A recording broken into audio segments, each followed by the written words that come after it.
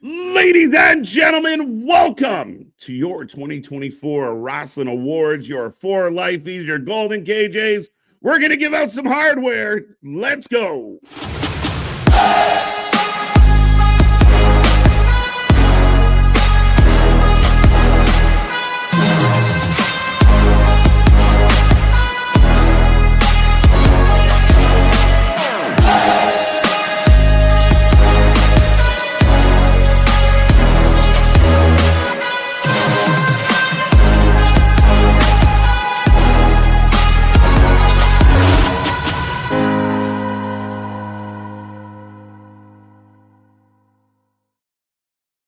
Welcome, ladies and gentlemen, to the 2024 Wrestling Awards with the Wrestling for Life Network. Thank you for joining us tonight. It's a special night here on the channel as we dive into the year that was, the past year that we just said goodbye to. We are going to give out some hardware, some awards for everything from your favorite wrestler to your favorite match to your favorite pay-per-view and everything in between, including bookers and botches and all the fun stuff. Me and these two pretty faces are going to run you through it all tonight. We got lots to talk about, lots to give away. But without further ado, I will introduce myself, Mr. Everyday KJ White. That is Ringsider Anthony. That is Big Nick. And we are ready to go. Gentlemen, welcome to the awards. Absolutely. I'm excited. That hype video got me excited, and I'm the one hosting this, doing everything like that. Yes, we're giving out the Golden KJs. We're looking back at 2024, the year that was, the year that feels like a decade within a year, my guy. Yeah, a lot happened in 2024 from January 1st all the way to the last day. Just a lot has happened in professional wrestling. So to go over the year in review, I'm excited for it. To see who won, who the chat voted for is going to be exciting. Before people start complaining about the chat or about the awards, y'all voted. So if you didn't vote, I don't want to hear it. But yeah, we had a crazy 24. Lots happened. Cody finally finished the story. Tony Khan had more botches than a Democratic race. There was so much going on in 2024. Vince is gone. Ding dong. The Vince is gone. We had so much change. The Papa Paul era, WrestleMania XL. So many crazy pay-per-views, so many crazy moments. Nick Nemeth is TNA champion. Dolph Ziggler, for those who don't know. It just felt like the twilight zone of wrestling. So, again, it will be very interesting to see how these awards work out and who wins what. But it's going to be a fun one here tonight, folks. Get in the chat. We'd love to hear your 2 cents. Who did we miss? Who did you think should have won? Do you agree with the picks? Whatever it is, get in that chat, blow it up. We're not going to do roll call tonight. But, yeah, a crazy year, and I think it's going to be a lot of fun to look back and see how the fans voted on all this fun stuff. Right. Well, do we want to get into the first award here? We can definitely get into the first award, sir. So the first award up is the Future Star, who came out of 2024 going into 2025 of they're about to really have the rockets and the jetpacks and everything strapped to them. And we've already seen that with a few people coming into 2025 as it is already out the gate. So let's see who the nominees are.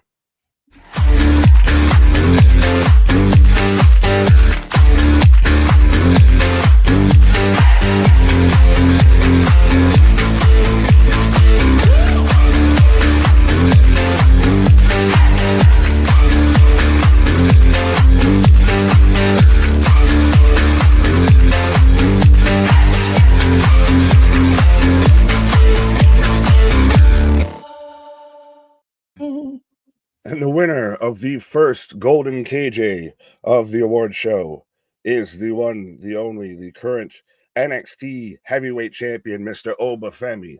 And again, this whole category was like a murder's row with us. We were literally having it like, oh, should it be this? Should it be there? Should it be there? But Oba just became heavyweight champion, already set to, have the fucking rocket strapped to him. Pause. No, yeah, Oba's about to have the year of his life in 2025. I'm calling it now that he's going the Oscar route and just giving up the NXT championship because no one can beat him and moving up to the main roster. But this is the year 2025 of Oba Femi. Yeah, we saw it right out of the gate. We wasted no time. New Year's Eve, first chance he got that title. It'll be very curious to see where his build goes, but a guy that just feels on a different level, dominated Deadline, was a dominant North American champion. I think we were all kind of shocked when he actually lost it. And then he turns around and goes after the world title. And again, it just feels like the sky is the limit for Obafemi. You know, I mean, a couple other good names on that list that had definitely had good 2024s, but Oba just seems like in a class of his own on this one. We were introduced to Oba in 2024, and instantly he made an immediate impact. You instantly, the second you saw him come out, you're like, who the f is that guy? Like, he's instantly just has, again, I hate the fucking term now of aura, but Obafemi, we're calling him that. We even said with the North American title that he was going to have to, I'm sorry, I broke it in your toy and just hand in the belt, like Anthony was saying with us. Yeah, absolutely. No, big win for Oba. Yeah, I mean, again, lots of the future is bright. There's a lot of names that could have been on this list. I'm not sure if anyone feels like we missed anything, but at the end of the day, I mean, Oba is Ova. Yeah, no kidding. And that's what I mean. He's not just a big guy that does big guy things. He's got a swag to him. He's got an attitude. And again, I mean, he's champ now. So 2025 could be a breakout year, even more so than this year. Right. But real quick, when did he get called the ruler? I've seen this pop up a lot lately. When did I just heard this? Apparently this is new to me. Right. Well, I mean, again, I think it's something that they gave him a whole bunch of monikers, and the ruler. It's fitting right now. Right. I will rule you. But that's awesome. That is our future star. But the next category up would be this one. Yeah, so the next category up is the biggest botch. And if you've watched professional wrestling at all in 2024, you will know that the biggest botch is Chris Jericho at the moment. But here are your nominees.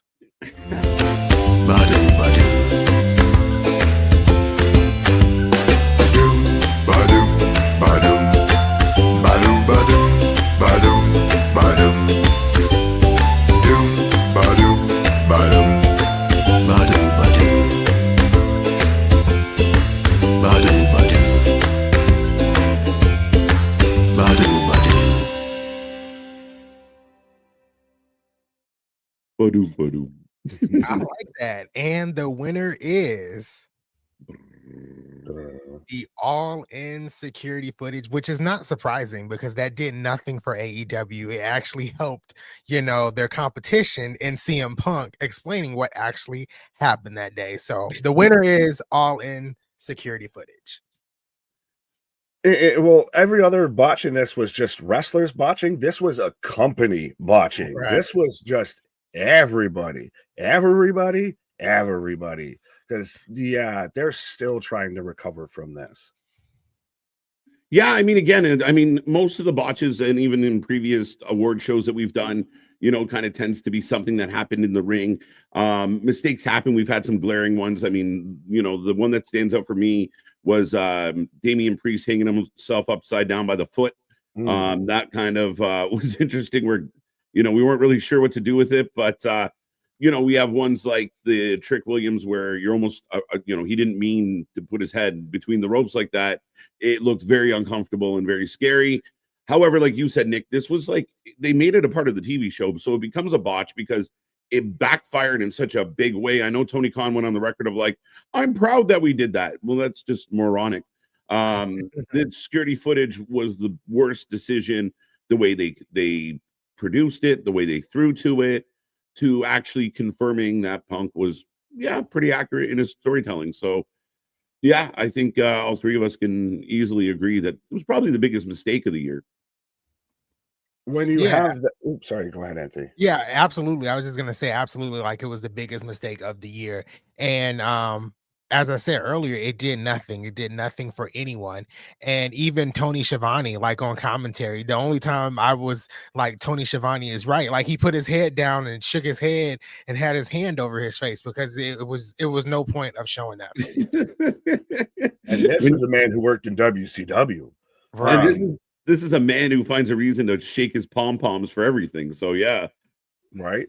But again, everything else that we had as a botch, even the ones that we didn't throw in, like you said, with Priest or with the King of the Ring pinfall and everything like That that. was a big one. Right. They advertised this as like the main selling point of their show. Like they wanted this to happen. They chose this to happen. All the other botches were accidents. That's fine. Compared to this, you promoted your own failing. Yeah, and I mean, I think the King of the Ring botch was a big one, but I think it kind of got forgotten about a little bit because they made up for it. They like, our bad, oops, They acknowledged it. Damian Priest had a few himself. Even the non-kick out was bad for Damian. We saw the chat bringing up our buddy MDB bringing up Jade. Now again, that was a slip. And again, apparently the ropes on that particular night were a little wonky because Damian got caught up in them. Jade did as well. But this was like on purpose. Like we meant to do this. Like that blows my mind. Look at me. I'm kicking my own ass. But that's it, folks. That is your botch of the year as far as we're concerned. But yeah, the all-in security footage, one of the biggest blunders. And I still think it had a long lasting effect on AEW. I think it turned a lot of people off and didn't help anybody get over. So I don't know what the plan was, except Punk. Oh, the ripple effects are still happening. Right. But next category. Up next, we got the holy shit moment of 2024. Again, I will warn everybody, this one, generally the holy shit moment is something to do with the wrestling shows, but so much crazy stuff happened in 2024. There was just some things that just stopped us in our tracks, changed the course of wrestling history. So here are your nominees.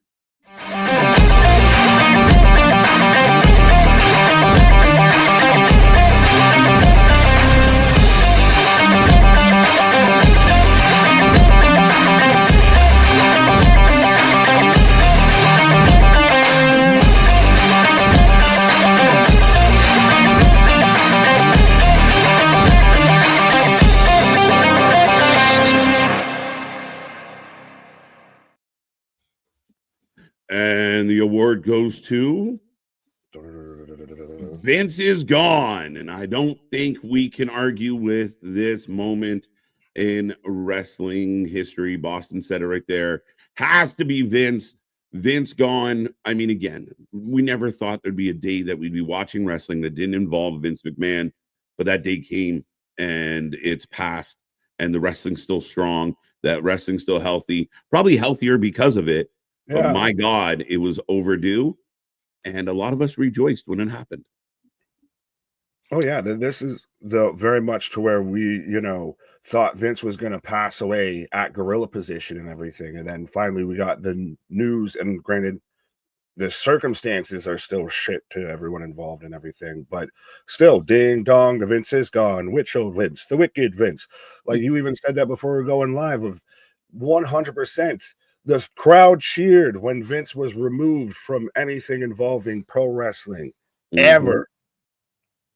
Yeah, it was time for him to go. It was time for him to hit the brakes, hit the door. Don't let the door hit you where the good Lord split you. It was time to go.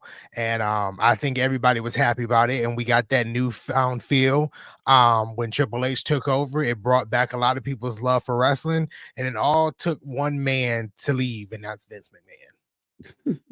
He's out there to the left, right. To the left. If I booked it, please don't touch to the left, to the left.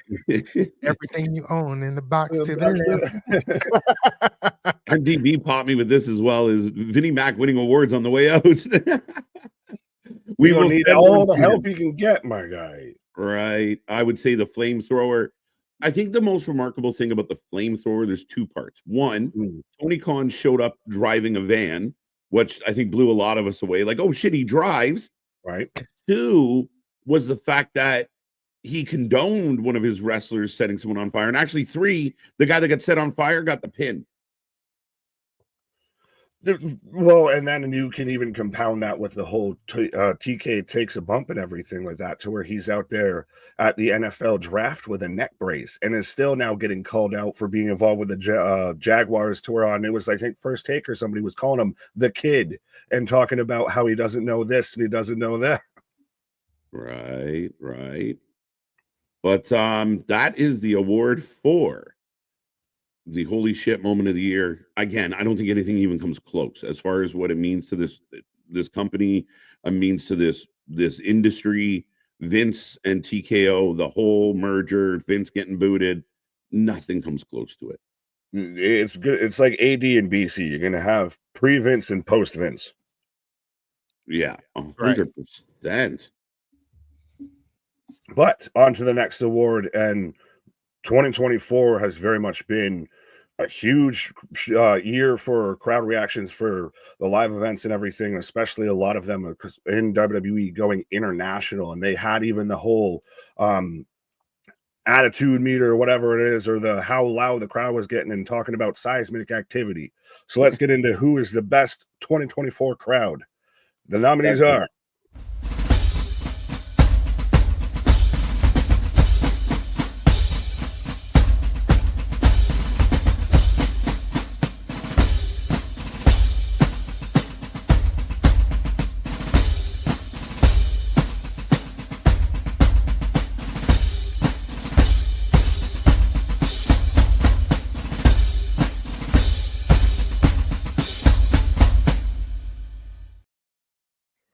and the winner is, or should I do the chant before it? Of hey, Bailey. But yes, the winner is the Backlash crowd from France that 100% made that show. That's where they introduced the whole, little graph that they had, the little thing that they had in the corner that was showing how loud the crowd was, because they reported seismic activity around the arena because of how loud and how raucous that crowd was. Yeah, the France crowd was amazing. I remember AJ Styles and Naomi and Tiffany Stratton and Jay Uso, and the song they were singing for AJ Styles. I know it ended with "na na na" or something, and the camera was moving, and it was insane. Backlash easily had the best crowd in 2024. Yeah, and they were even like every time there was a 2 count, they had a little like saying thing going that they were like, Yeah. I don't speak French very well. Yes, I know. But yeah, I mean, I think the French crowd kind of started the trend of like it kind of woke the WWE up or Triple H up or whoever to the idea of like, let's make this a thing. And from that, we started getting, we're gonna measure the audience volume, we're gonna encourage the fans. And again, internationally, I mean, there was a couple options internationally this year. I thought Germany was good. I thought Scotland was good. The all-in crowd was good. I know a couple people mentioned WrestleMania. I think night 1, a lot of people were complaining about being cold, and they weren't that loud, actually. Right. Night 2, they went nuts, but they had so many things to pop at. I mean, how not? Well, and you even said it of France pretty much set the tone for everything else throughout that. Of that's where they, like, again, they had the little seismograph thing. That's when they had Io and Bianca. They completely switched because they decided they wanted to cheer for Io, even though she's supposed to be the heel and all that. And isn't that where the Yeet kind of started and everything? So that was like a huge, like, 2024, you remember the Backlash crowd. Like we've all talked about remembering little bits here that they had, little songs here and everything like that. Like Anthony mentioned how the camera was literally shaking as AJ's out there on the apron and everything because the crowd's that raucous. Yeah, insane. Yeah, I think at one point even Michael Cole said that that he couldn't even hear himself talk. That's how loud it was. That crowd was electric, and I think it got the fans watching at home even more electric. I love this. That's like spot on. Exactly. MVP of France was the Puerto Rico of 2024. Absolutely. Backlash apparently just they keep doing it international. They'll go nuts for it.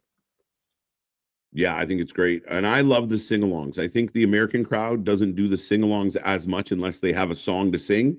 The Europeans, because of the football, soccer, they make up their own songs all the time, right? Like, whoever their favorite player is, they just start singing a song about them. So I like it. I like what they did, and I agree. Like Puerto Rico killed it in 2023. France killed it in 2024. I hoping Toronto kills it in 2025. Shout out to Toronto. Well, Canada's been like the next closest to that and everything like that, Yeah. because 100% of even it was Elimination Chamber Montreal last year and everything. Yeah, the Montreal crowd's insane. Like they are, I give them all, I don't like Montreal sports, but their fans are nuts and in a good way. Right. And now that Boston's even typing this out, I can still hear the France Yeah, crowd with the "ha la la la." right. Yeah. It was crazy. And like I said, that 2 count thing, I had never seen any crowd do that. Like every time they got a 2 count, they had that little thing, and it was just cool. Yeah, normally in the US, you just get "too sweet." Yeah, one ball. Right. But yeah, that's your award winner for Crowd of the Year. Congratulations to the French. We'll send out golden KJs to each individual French Ho, member. ho, ho, sacre bleu. Next category. So the next category is best non-wrestler, meaning managers, anything associated not with wrestling. That is what this category is. We had some great moments this year by some non-wrestlers, and I'm excited to see who the nominees are. So here are the nominees.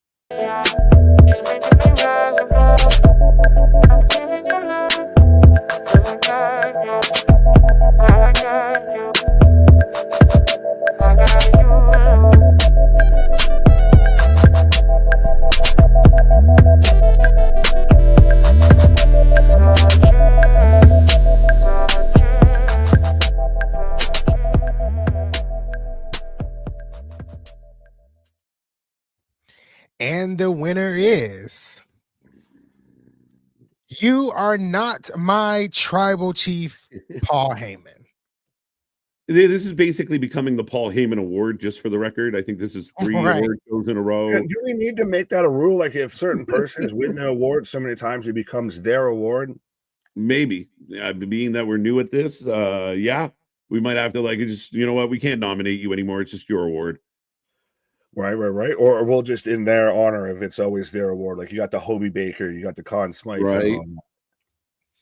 I mean, I think when it comes to Paul Heyman, at least in 2024, we had the induction of him in the Hall of Fame. He had a great Hall of Fame speech.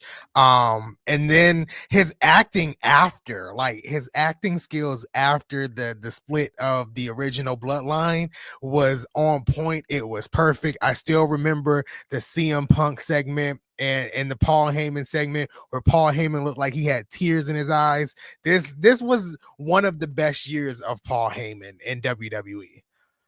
The fact that he took a power bomb, enough said. Like you two were live from that particular night, and the fact that he took that power bomb, he looked like he was getting the Hawk Tui while he was in the air, just all red in the face, just holding on for dear life. But they pancaked that table with big old Paul Heyman. And Anthony said, I mean, like the man conveys more emotion with his face and without even saying a word than some of the wrestlers we watch try and do in a whole promo. He is second to none right now. I'd like to see more Heymans show up in the world, but it looks like it's a little bit of a past trend. So Paul Heyman's the guy. Like you said, it's going to become the Paul Heyman Award one day. Well, he is also kind of a one of one. Like that's the thing, is the man's so committed to the bit to where he sits there and lets his hair grow gray because he's so stressed and he's disheveled and he's still got the gray stubble and everything, and he's got the haunted crying eyes and everything. Like if Paul Heyman would have had a match in 2024, he would have at least probably been considered for male superstar of 2024 because of the amount of character work and everything, and how levels above of, you even said it, of actual performers and wrestlers in this industry, that Paul Heyman's miles above of how he tells a story, how he doesn't have to say a word, and every word that he says does count. Absolutely. Yeah, absolutely. And sorry, Boston points out something that we should consider in this whole thing, but that Hall of Fame speech, that might go down as the best Hall of Fame speech ever. It's just always burned in my head. I can't say it on stream, but I can act it out of. Yeah, you know the line. But that's the thing, is he just went so far. Like he sets the tone all the time. Like, the second that Paul Heyman's on screen, the level has picked up. Yeah, no, I honestly, and then the impact he's had on the guys like Roman, like he revamped Roman's whole career. Solo, you see the effect he's having on Solo. I'm sure there's been effect, like we're seeing it with a Jacob, and his hand in the production side of things. Yeah, he's just right now. Paul's on a different level, and good for him. Paul created ECW. Yes, he did. Quick question. Yes. Does Solo have as good of a 2024 as he does without Heyman beside him? I don't think so. Fair enough. Yeah, I kind of agree there. Yeah, and I mean, when was the last time a guy that doesn't wrestle, when was the last time somebody that's not a wrestler had that much like when's he coming back buzz? Like we were all eager for that moment of ladies and gentlemen, and we got it and we popped. Like, I mean, the guy killed it. I've lost my voice multiple times this year because of this man returning, having a moment, getting put through a power bomb, doing Hall of Fame. So yeah, absolutely. Yeah, Paul Heyman left me speechless a couple of times in 2024. You know, on that, thank God you had Nick on the power bomb night. Just go ahead. I'm in shock. Well, I think we might be getting close to where we might be talking about that. Yeah. Right. Well, ladies and gentlemen, the next award is going to be for the biggest pop in 2024. And I'll be honest, this is one of the hardest categories. There's so many options for big pops, and it's a hard one because some crowds are gigantic, some crowds are small. So we're trying to keep it all relative and in within sensibility. But we had so much to pop about as wrestling fans in a good way. I know the IWC loves to pop the other way, but we popped in a good way for a lot of things in 2024. Here are your nominees.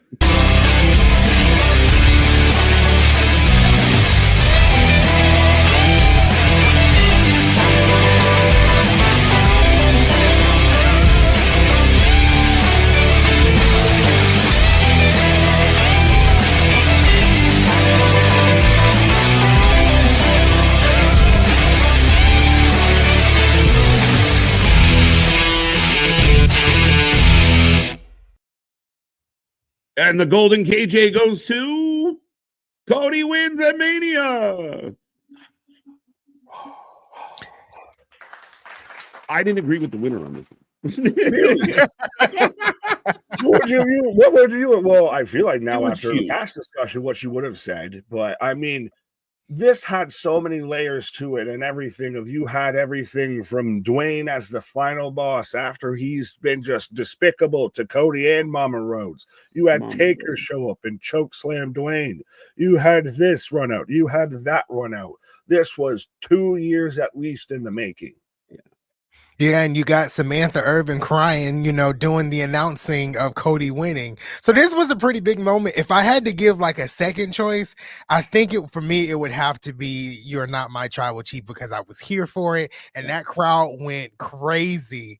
Like it was insane. But I think this easily goes to Cody wins Mania, because like Nick said, this was a story building over a couple of years, and he finally got that moment. Yeah, and they really did a good job, like especially with the whole like The Rock came in, was going to take the title shot, and then the hashtag We Want Cody. So Cody Crybabies. The Cody Crybabies all came together and rejoiced in that moment. And to Nick's point, I mean, doing that live, I mean, you had oh my God, it's Seth, then it's Cena, then it's Undertaker, The Rock's here. Like there was just so many. Like it was just. You were like fucking Jiffy Pop trying to watch that show, and I said I wasn't going to swear. Oops. We'll beep that one. But it was like Jiffy Pop. Like it just wouldn't stop. And then finally, when he got the belt, and Randy comes out, and Sammy comes out, and they're hoisting him up. People are losing their minds. Yeah, it's hard to argue, even if Damien thought Sting's moment got cut off. Yeah, that's such a shit part that everyone forgets about. It was. If Cody's moment was you were popping like Jiffy Pop, Sting's moment was blue balls, because you got all the way close to the end and they just cut you off. But it was Cody's moment was win one for the Gipper and everything. He finally did what his daddy couldn't do and everything, and it had such a build going into it. It had all the star-studded power. Now you said you didn't agree, so which one would you have picked? I know Anthony made his claim, Yeah, I'm kind of that Paul moment. And I, like I said, I didn't get to see it live, but I got to see it. But even the crowd went so bananas. And then my reaction, because I didn't know what was going to happen, even though I was watching the replay, I lost my mind. Like, I'm watching, TV by myself, just like, oh my God, the fans went nuts. I saw your reaction. You lost your mind. Anthony couldn't speak. It was that epic of a moment. I know wrestling misfit saying that Dolph Ziggler didn't make any of his awards. And again, this is where we tried to, rationalize it for that crowd, that audience. I mean, Dolph Ziggler showing up and then ending up in the crowd, that they went bananas for that. It was two different pops for that moment because he didn't come out in the TNA shirt. He ripped the TNA shirt off and then got the second pop. So if it was in a bigger building, I would, consider it up there. But for a TNA crowd, that was a huge pop this year. Right. Well, we always like to have a bit of a TNA representation on here. Yes, biggest pop on stream might be that. I don't know how. It was just such an offhanded throwaway comment. Yeah, but I think it's because it just between the two of us, it built into such a story and built into such a fucking episodic adventure. But as far as weekly television, everything like that, I'll say this: I agree with both of you. Of when me and Anthony were here, that's still a memory that's burned into my brain from 2024. Of the second you hear, "You're not my tribal chief," and it just everything. It was like a dam breaking of a fucking emotion right there. Yeah, I mean, the Sting moment was good. I think WWE had a handful in there that like we could talk about as well. Jey Uso winning and being in the crowd, the fans went insane for that. Unfortunately, we can't be here with 17 nominees, but I think when you really look at the moment into itself and all the stuff that went into it, this ends up being the biggest kind of pop moment, call it what you will. But yeah, Cody finishing the story, like you said, 2 years in the making, and he finally did it. It felt like everyone was like, oh, okay, we're good. Yeah, this was the end of fucking Endgame here. Before it was Infinity War, this is now the end of Endgame. Thanos had been defeated, so everybody's happy. Right? Except, Iron Man's wife, because he died. Well, there you go. But I'm not going to transition the way I wanted to when you were talking about factions and multiple people and Iron Man's wife. But yes, factions in 2024 in wrestling very much kind of found a foothold, found a stronghold of AEW especially. But it got back to where you had multiple dominant factions and even had top factions, mid factions, low factions, what have you. But here are the nominees for the best faction of 2024. All right.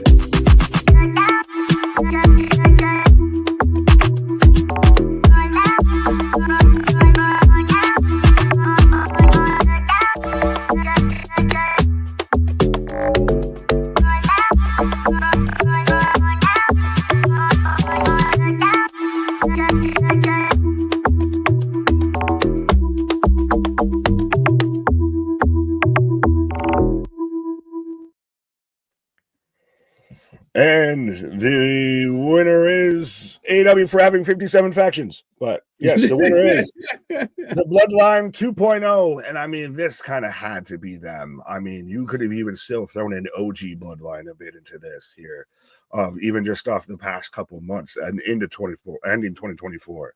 But they took the Roman Reigns, the Samoan ball, and just the Ula Fala and ran with it. You want me to go next? I can go next. Yeah, go. Yeah, the Bloodline 2.0, I feel like, easily takes this. The Elite never should have been in this category because they sucked all year. But yeah, easily the Bloodline. I really did enjoy the system and everything they did, but nothing comes to what the Bloodline did in 2024. After WrestleMania, Solo took over, ran with it. I mean, it had its good run. So yeah, Bloodline takes this one. And I mean, again, something that we maybe didn't, one of the biggest pops of 2024 was like the arrival. Like Tama got a big pop, Jacob got a gigantic pop. Like we lost our mind, the fans lost their mind. It blew up the internet. Like the Bloodline 2.0, putting Roman through what he did after Roman lost at Mania.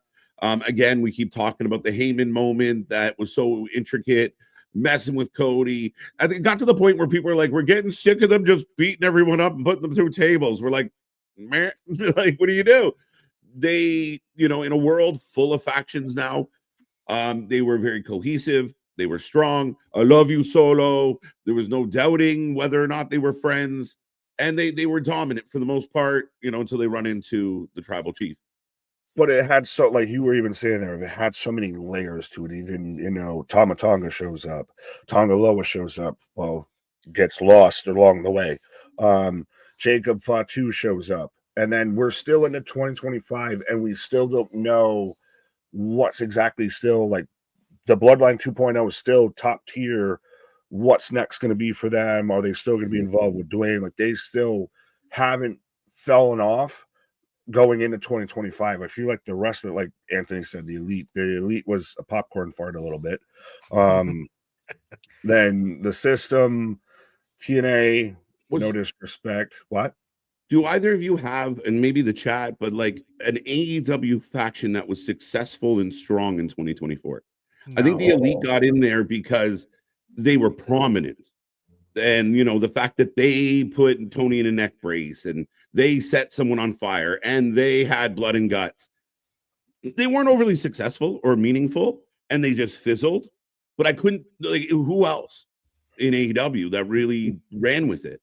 Depends on the parameters of what you call successful. If you got Callis family, or honestly, I know it's more back end, and I know it still hasn't been the greatest, but the Death Riders.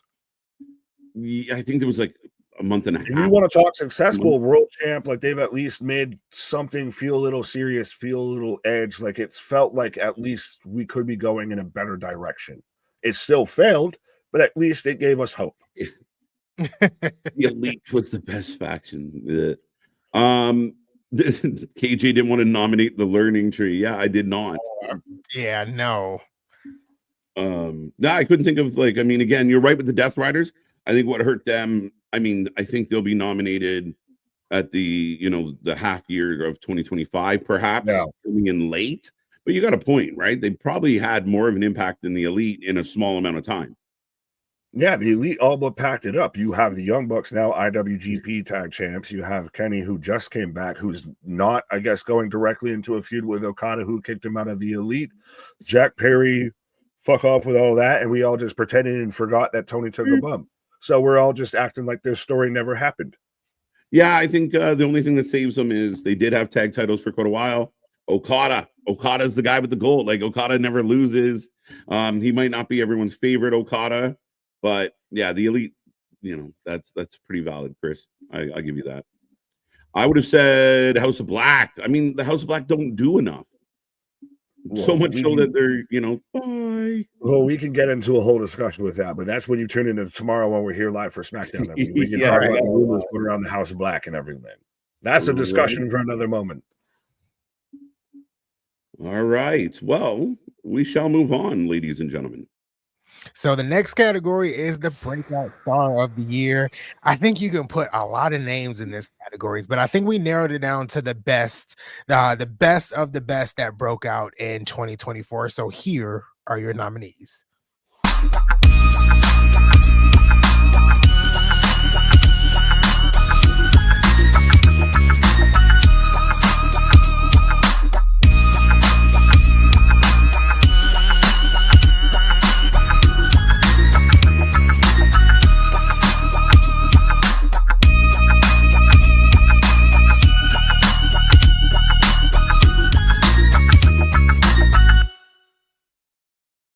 Wow.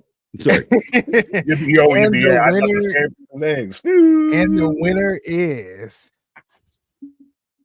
Roxanne Perez, which was, when I saw the winners, which was a little shocking, but thinking about it, the back half of 2024 was really Roxanne's year. It was really pumping for Roxanne. She was the first woman to beat Jordynne Grace, to pin Jordynne Grace in 2024, and she held that title all the way until 2 nights ago. So Roxanne Perez, I think, is a great choice to win this one.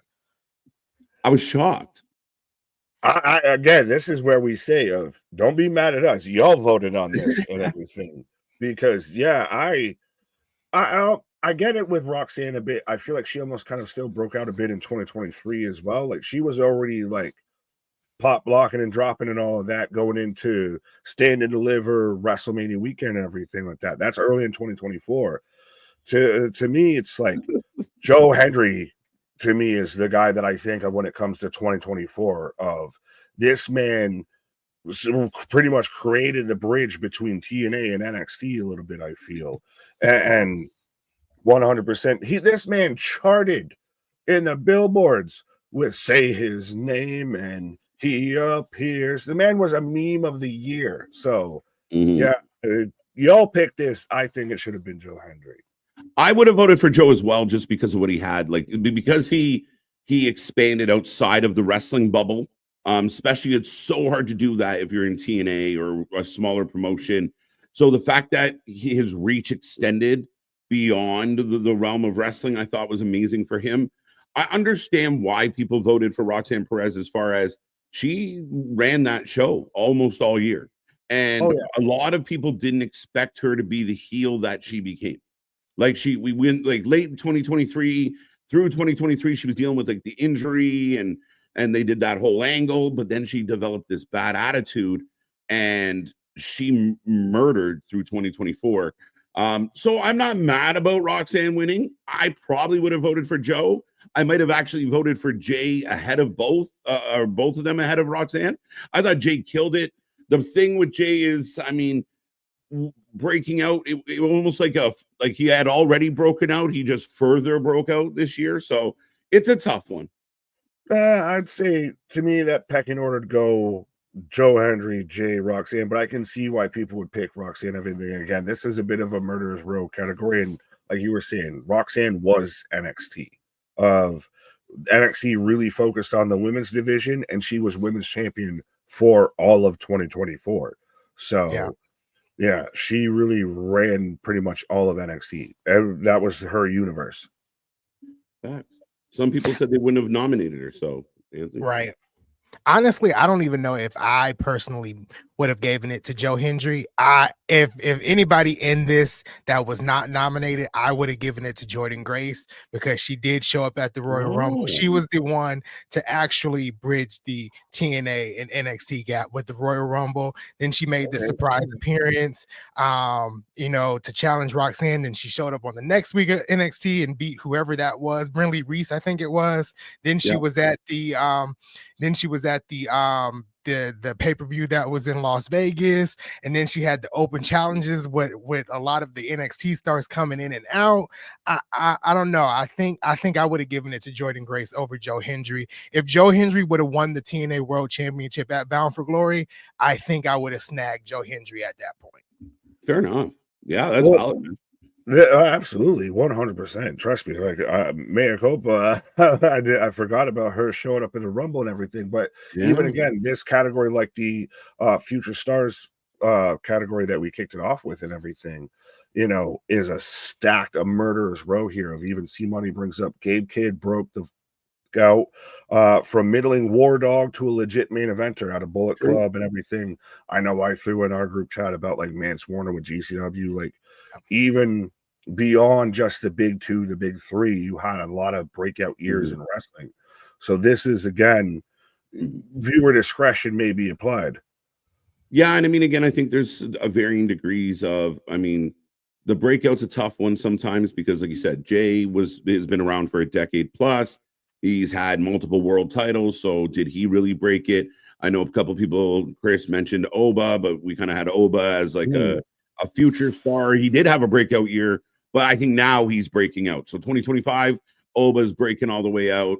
But we'll wait and see. But yeah, Jay broke through the windshield. Facts. Real glass, Yeah, I had to click on that one. That was great. But also Solo was in this category and everything. And Solo, we talked about it before with him and everything in the Bloodline 2.0.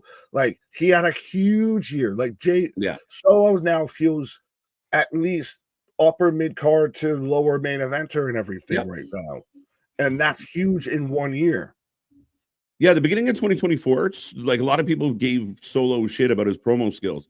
By the end of 2024, he was walking and grabbing that mic with an attitude, with the swag, with I know my shit don't stink kind of attitude. And I thought it worked. Like, it's so funny to see. He really grew a lot in 2024. Yeah. What bothers me a little bit before we move on with Jey Uso is that we call him main event Jey Uso, and he's rarely in the main event. So it's like, it's hard to choose It's him sometimes. subjective. It's subjective. It all depends on how you want to look at it. Right. Well, I mean, Saturday main event, he's on the poster, so we're hopeful. Maybe 2025 is his year to Well, main and event. even that, if he may not be the main event, but goddamn it, don't he feel like the main event? Like this man had the drone shots, Raw on Netflix, had Michael Cole having his fucking smartwatch almost call the ambulance because he thought he'd been in a car accident or something when he's out there eating. Like this man out there with Travis Scott with the stickiest of the ickies and everything. So yeah. And before we move on, MDB, you got to listen. I didn't say he was never in the main event. I said he was rarely in the main event. Thank you. Now Anthony we can move on. Anthony having a breakout year too, folks. Right. And again, somebody brought up Drew. Drew had more of a resurgence than a breakout. He was already kind of a big name. He just made himself bigger, rewrote the script. But yeah, I mean, again, very a tough one. But I think, you know, congratulations to Roxanne Perez and Pop Rocks. We'll see what happens in 2025. But we will move on to a new award here called the Deserved Better Award. So this award is going to go to people in wrestling that we felt, or you felt, the fans, that deserved better. They didn't get their fair shake. They didn't get what they, you know, had earned. They weren't treated very well. And in that regard, here are your nominees.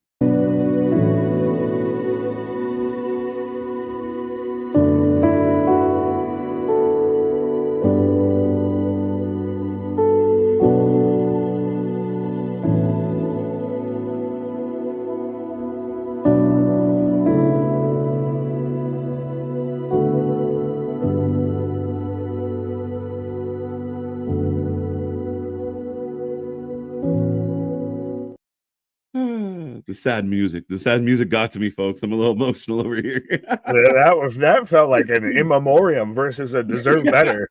I was just about to say that sounds like you will hear something on a documentary about in the arms of an angel. And the sad winner is Ricky Starks, of course.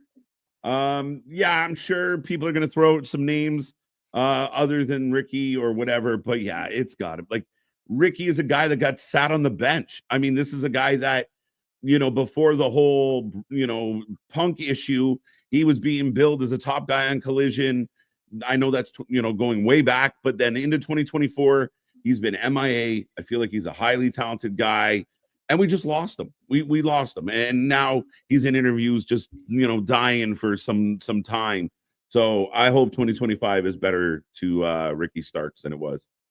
And I think the last time we had saw him was like Revolution. I think I might be wrong, but it was somewhere in that area, March, April-ish of 2024. Yeah. And we just hadn't seen him since. And like you said, he's out there, you know, crying for attention. He was at the GCW show and then got pulled from the next appearance at the GCW show. It's been a tough year for old Ricky Starks. Yeah, I forgot that part. Yeah. That's the thing, is this man got expletive. Fuck. Well, I tried to not say the swear word. Yeah, this man got bent over publicly and everything. I feel with this of literally they screwed this man over. I'd love to book him, so then do it. What is holding you the back and everything? Right. Like it's become painfully obvious that there is a disconnect, that they're just shelving this man to put him on ice. Granted, even with Ray Fenix, now we've had the whole situation with the injury add-on times and inhumane conditions and all of that. Yeah. Christ, Big Bill got lost to, you know, the learning tree, gone to be forgotten. Yeah, this has just been a rough year because you've had some like really obvious fuck ups. What? But yeah, no, I mean, again, Phoenix has has a case for a bad year. We thought like Big Bill, the crowd was cheering Big Bill. Like when they were in England, like Big Bill was over as hell, but he's under the learning tree. He's better off under the umbrella tree. Like do something with this guy.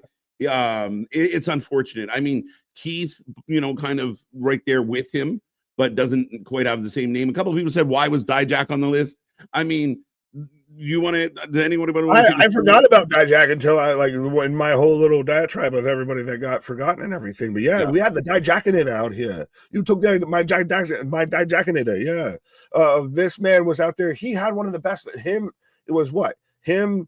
Josh Briggs and Obafemi had one of the best matches of WrestleMania weekend at Stand and Deliver and everything. Yep. Like Dijak was really getting up there and really going through a resurgence in NXT and everything, and then got called up and then just got washed to the shore here. Yeah, it was sad. And even when he got called up, you can see in his face in the NXT, when they shot NXT after he got called up, he knew in that moment he was done. And he said that in an interview when he got called up, he knew he was going to be released shortly after. He definitely deserved much better. Like both of you have said, he was on the rise. He had reinvented himself and he was doing great things in NXT. Right. And Shazam's got a point. Big Bill's at least being used, opposed to the other two. I think Dijak admitted actually to leaking secrets. So maybe he was part of his own demise of like 280. Did I know that? Hashtag Free Ricky still exists. Yeah, that's the thing that's why this man has to win this award. You have hashtag Free Rickies. You have Tony Khan out there getting brought to a fan. A fan brings a sign to him. Hashtag Free Ricky. Well, I can't sign that. Well, don't worry. Everyone else forgot about Wardlow too. Mm-hmm. Right. You forgot Wardlow. Yeah. Poor Wardlow. It's funny because when we first started discussing this category, actually Boston just said it and popped me because it actually was our sentiment in our chat of like, well, could it just be AEW? Like you all deserve better. Hey. It's unfortunate, but yeah, those. I mean, again, Malachi Black is another example of a guy that maybe deserves a little more love, but poor Ricky is in jail for nothing, wrongfully accused. It's like the hurricane. Yeah, but I think by the end of 2025, we'll see him in new pastures. I think so. Just like Wardlow, Malachi, a whole bunch of others. Yeah, well, a lot of people that need some better luck next year and everything. So 100%. This is, who we're hoping at least deserves to get something better here. But yes, here are the nominees. Oh, that's a good one.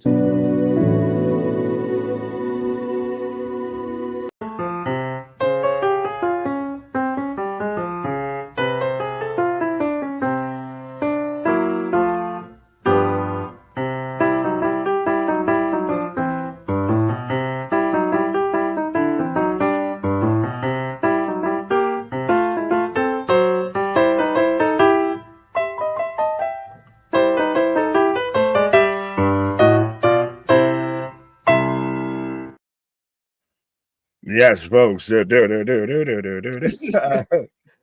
who had the 2024 that they hope they can forget, that I hope maybe they can just succeed a little bit better in 2025? And the winner is Ricochet, who I actually think he's going into 2025 phenomenally. Yes. Yeah, I'm kind of surprised here just a little bit because before he left WWE, he was actually doing some really good stuff, especially with Bronson Reed. A lot of that stuff was great. It was actually after he showed up, so the back nine where it just didn't work out. I personally will have given it to the Wyatt Six because when they started the QR codes again, I knew it was going to go down here. I immediately said, "This is stupid. Why are we going back here?" But I guess Ricochet is what everybody voted for. Yeah, I'm a little surprised with Ricochet as well. Like this, like you can kind of call this the underachiever award of the year. Wyatt's for me, like I was so kind of behind the Wyatts and I defended them and I supported them, and then they haven't done anything. Like, okay, they're here, and then what? You had this, like their debut was epic, and their follow-up was nothing. I mean, my personal vote in this category is Mercedes. Super overpaid, not worth the money, can't cut a promo, killed Camille, didn't do well. Ricochet, like Nick said, I think he looks like he's promising the heel Ricochet going into 2025, great. So I was a little surprised Ricochet got this. He maybe got this because everyone realized he's a bit of an asshole, but that's about it. I think this is a bit of recency bias with this because this is when we got a bit more of, you know, the Ricochet chance and everything like that. And you had people throwing toilet papers around when, you know, the poll was up and everything like that. And that's when he was peak, like, I can't stand you. And I think that's now pivoting him into being a perfect heel. But yeah, Mercedes, I mean, she's just insufferable. I'm surprised no one's really mentioned Jericho because is it because we didn't expect anything out of him, period? Like, I hope you have a worse year, Chris. Somehow, some way, I hope you have a worse year. Because it will be televised, and I don't want it to get worse if it's going to be televised. The Wyatt Six to me is, I think, really interesting because they started off super hot and then cooled off just as quickly. Like they went from Chad Gable and okay, we're not where I thought you'd start, but we're getting a little bit better. Huge, impressive takeover. All right. People are saying that Chad Gable's been, you know, taken out on his Wikipedia page. Hopefully we're going to get better. All right. Not so much. Not so much on TV. All right. We're dealing with the Miz. All right. We're coming a little bit back down. Yeah. Yeah, like I said, I feel like the downfall with the Wyatt Six was the start of the QR codes again. We ran that in reality, we ran that 3 times. We ran it with Bray Wyatt when he first arrived, and then we ran it again with the Wyatt Six, and then we ran it again after we ran it again with the Wyatt Six. So it was like, why are we going back to this? Find something different to make them interesting. And I feel like for me, that's when I was like, I don't even want to look at the QR codes because we did this twice, right? So to me, that was the downfall of the Wyatt Six last year. Yeah, I think because, like, I mean, I think I could have justified going back into the QR codes, but they never led to anything. I've been disappointed they haven't appeared on one pay-per-view since they've been back. You know, you could have brought in Uncle Howdy or Bo to, you know, go after somebody of name, beat up a Sami Zayn. You know, everybody loves beating up Sammy, or beat up Rey Mysterio. That's always a good gatekeeper. But they didn't do, like, they had the one thing with Chad, and I think Chad Gable ended up getting over more than anybody out of it. Like, Chad's still doing strong. Like, so that's my disappointment. I love Nikki. I love the crew. I think Dexter's great.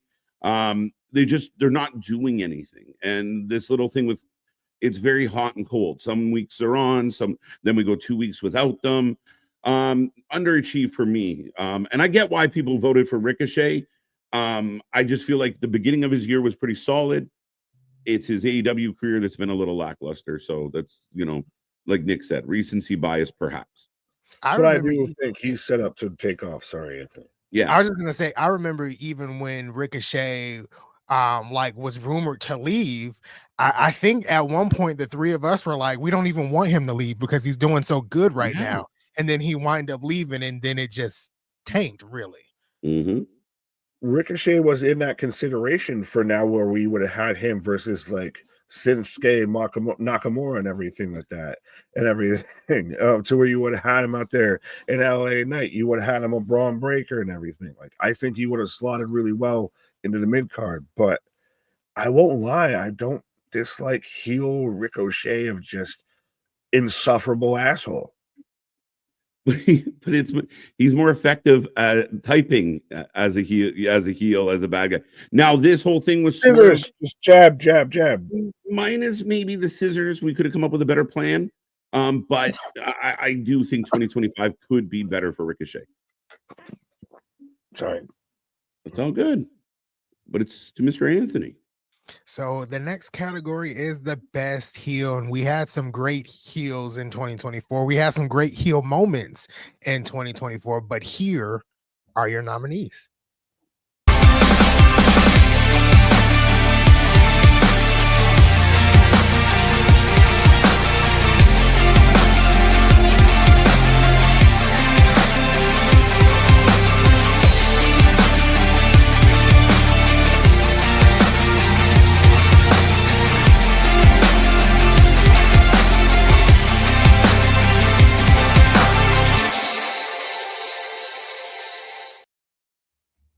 And the winner is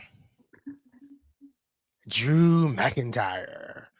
And I think that's perfect. Like, Drew McIntyre was a perfect heel this year, antagonized by CM Punk for a good majority of the year. So Drew killed it as one of the top heels in 2024. So congratulations, Mr. Drew McIntyre.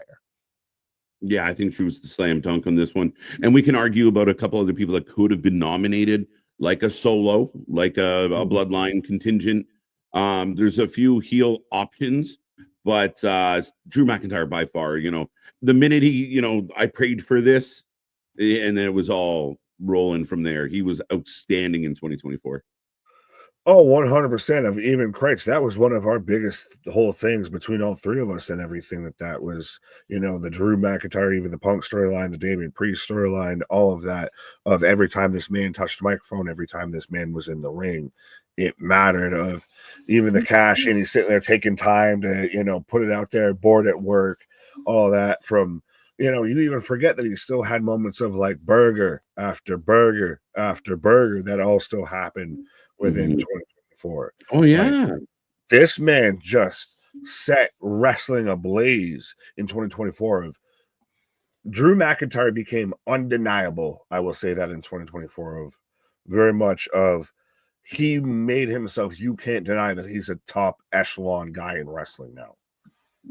2023, he probably would have got the better, he would have been nominated for the Better Luck Next Year award, because he had gotten to that kind of plateau where he was a little bit on the boring side. He took advantage of an opportunity, a new attitude. And like you pointed out, the Sheamus stuff killed. And even right up into the end of the year where he keeps the Punk stuff, it's over with. He's moved on. But now he's just beating up everyone else we like. Like, he's just running around kicking people's heads off. Again, I know Shazam's like he's not really a heel. He is a heel at the end of the day, and he absolutely killed it. Originally, this award, I think previous award shows, it was called the most hated. That's why Jericho's on this list, because Jericho wasn't a good heel. Nobody takes him serious as a heel. I had to slide that. He invokes a reaction, so I mean, he's technically a good heel. Now it depends on if go away heat is, the same as just regular heat. He's not a good heel, but I think Solo could have made this list for sure as a heel. He definitely mucked a whole bunch of stuff up, and he got booed a shit ton. Dom, and Liv, I'm surprised they didn't get more votes. Yeah, they're always kind of, that's very much, I think they were 2023-ish, or especially Dom 2023, maybe, perhaps. No. Well, no, I'm just trying to, I'm just being terrible at timelines right now. Yeah, I was like, they ran through WrestleMania. But no, I'm saying of like, Drew's just been like top level guy, just scorched earth on everything of even the stuff that he does on social media, and even early in 2025 of where he's sitting there talking to The Rock. Oh, we're on Netflix. Proceeds to throw every cuss word that has ever been said ever. Yeah. When it comes to Dom and Liv, they had like the summer. They really had the summer very strong. And then after the turn at SummerSlam, they had that big, back and forth with Rhea Ripley in the ring, and they were in the crowd. And that was the most I had heard Liv booed in her entire career. So they really had the summer months. I think if they would have stuck it and kept with it going towards the end, I think they could have potentially snagged the victory here. But I think Drew McIntyre pulled out some iconic moments. One of the ones that pops in my head is on SmackDown when the garage was lifted up and Drew McIntyre was standing over CM Punk, and then he carried CM Punk all the way down to the ring. Like, that was just an incredible moment. So I think it's just easily here Drew McIntyre had this year as a heel. Yeah, no, I mean, again, for my money, there was nobody as a villain that was better than Drew McIntyre. And again, he had good villains always have some truth to what they're saying. One of the guys that I found very intriguing when it comes to this category, and I wonder if it's just because it was late in the year, but KO might be my favorite bad guy of 2024.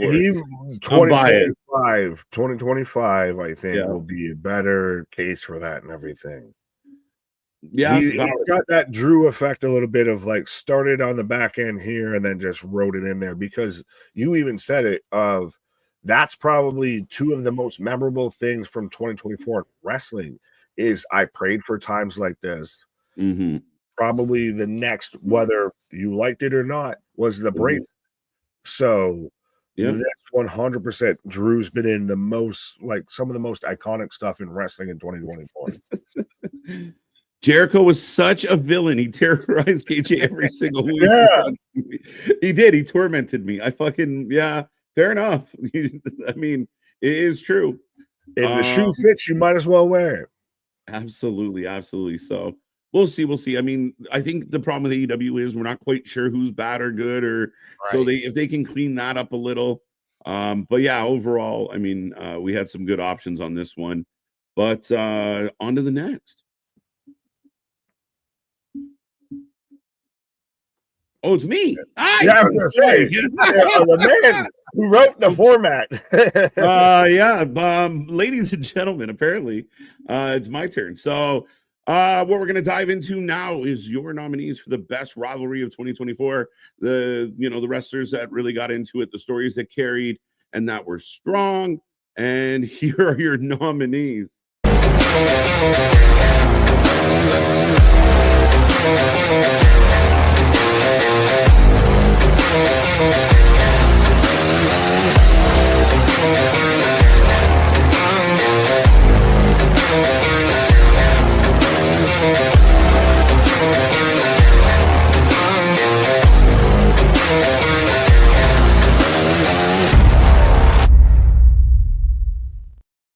That one was loud.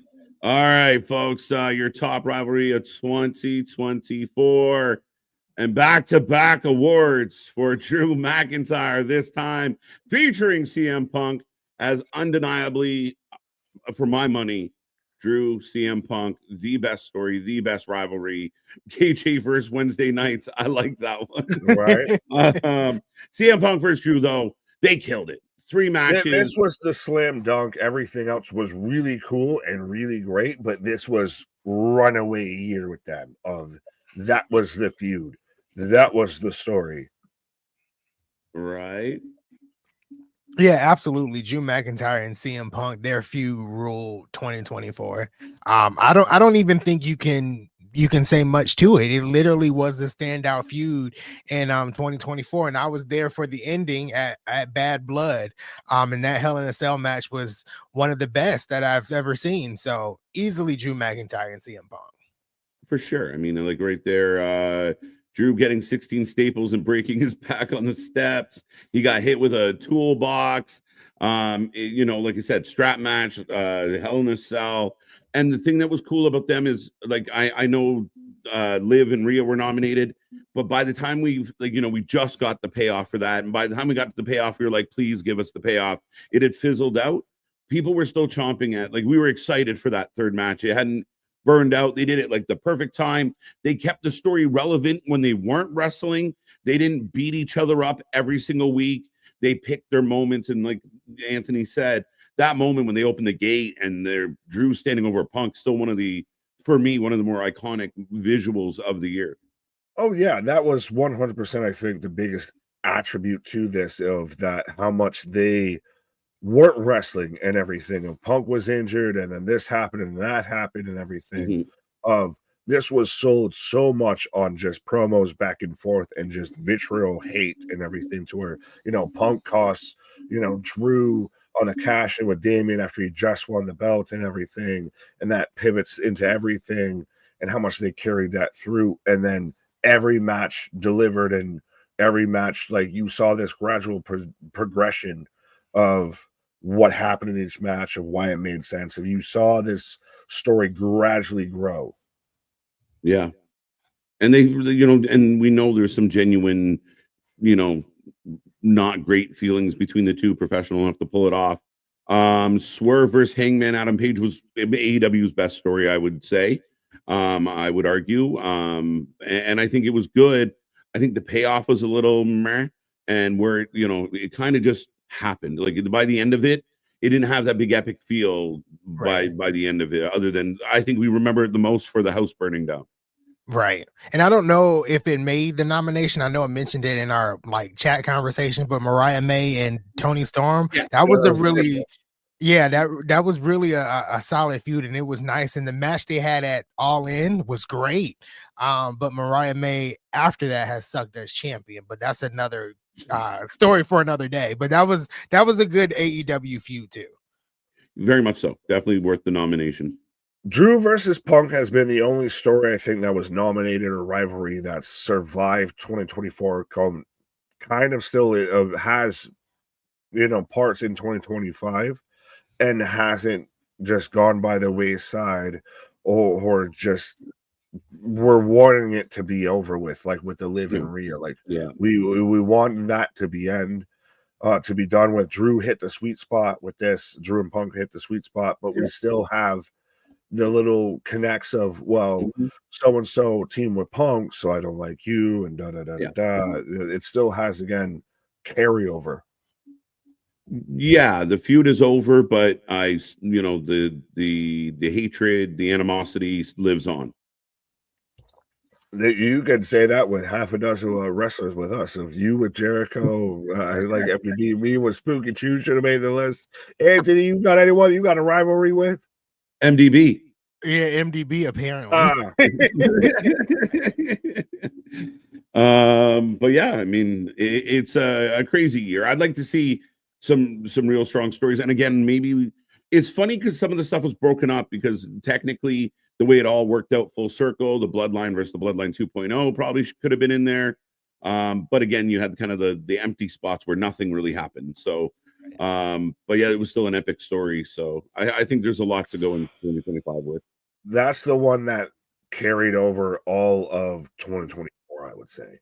And 23 and 22. Yeah, 100%. But yes, 100%. As we're out here, we're the best tag team in pro wrestling podcasts and everything like that. But 100%, we're talking about the best tag teams in wrestling in 2024, which again still might be a bit of a down year potentially in tag team wrestling in a wee bit, but we're seeing a resurgence. So let's see who the nominees are.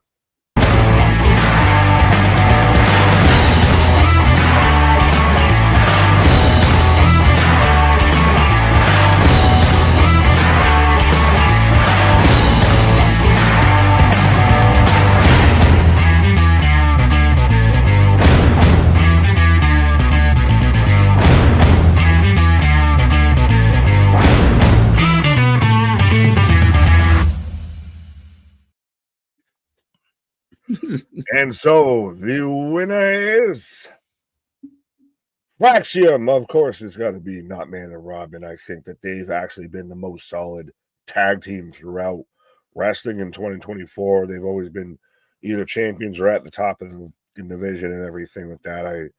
I think they've been the most cohesive, like the most. If I went from the start of 2024 to the end of 2024, like I get the continuity here. You're solid throughout. I mean, from the matches I've seen with Fraxium, they were always bangers after banger after banger. But everyone chose Fraxium, so hey, I'll be okay with it. Yeah, I mean, not Man and Robin, as we affectionately coined them early this year.